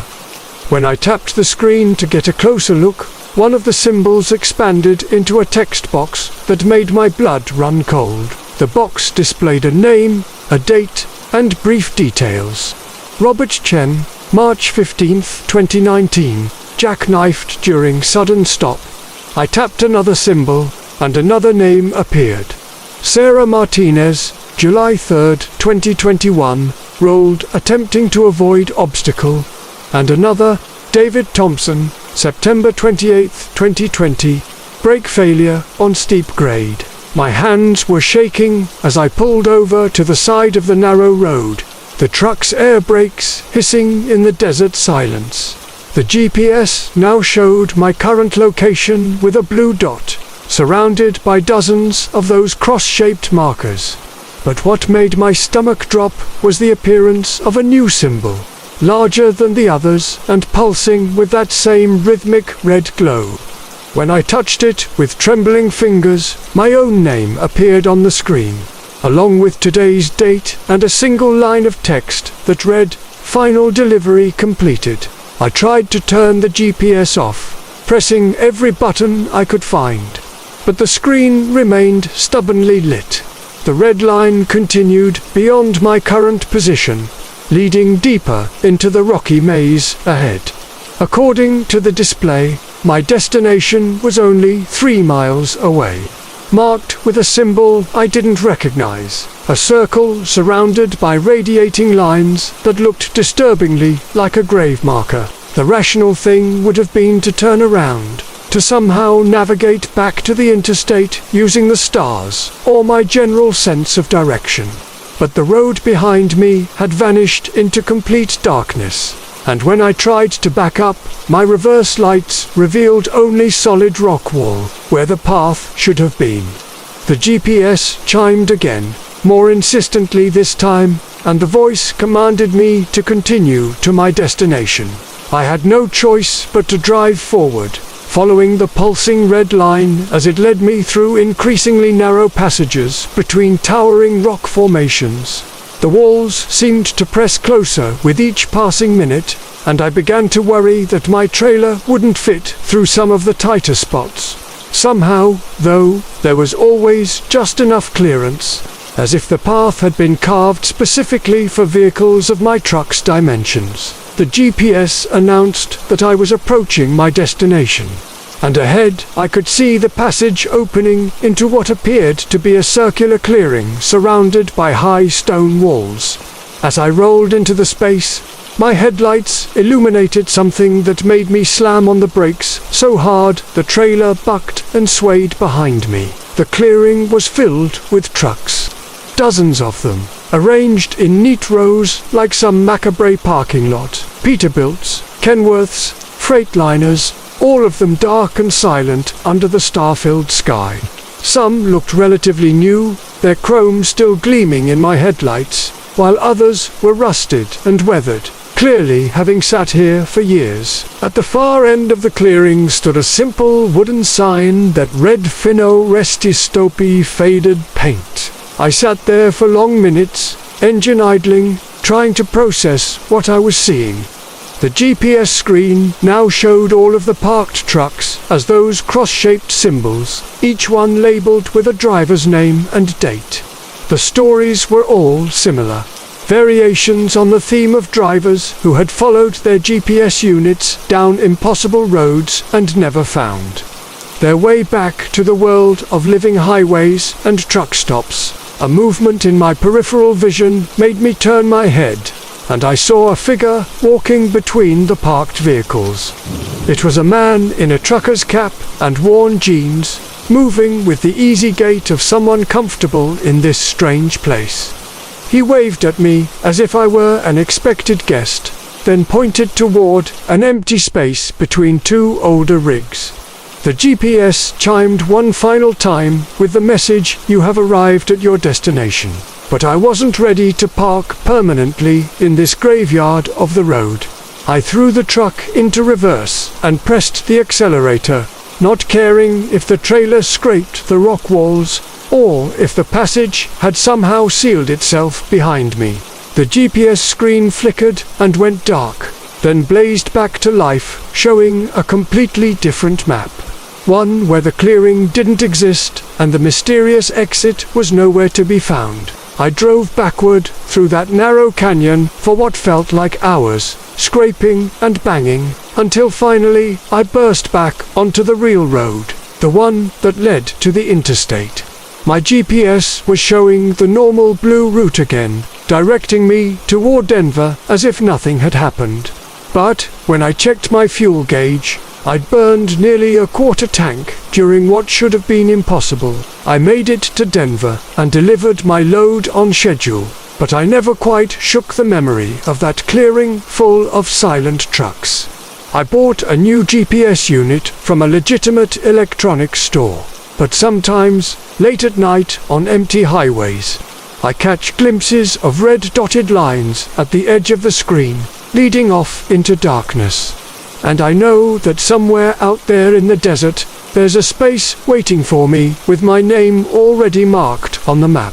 The old GPS unit sits in my truck's storage compartment, wrapped in a towel and disconnected from power. I should have thrown it away, but something stops me. Maybe because I know it wouldn't matter. The map that shows your grave isn't really in the machine.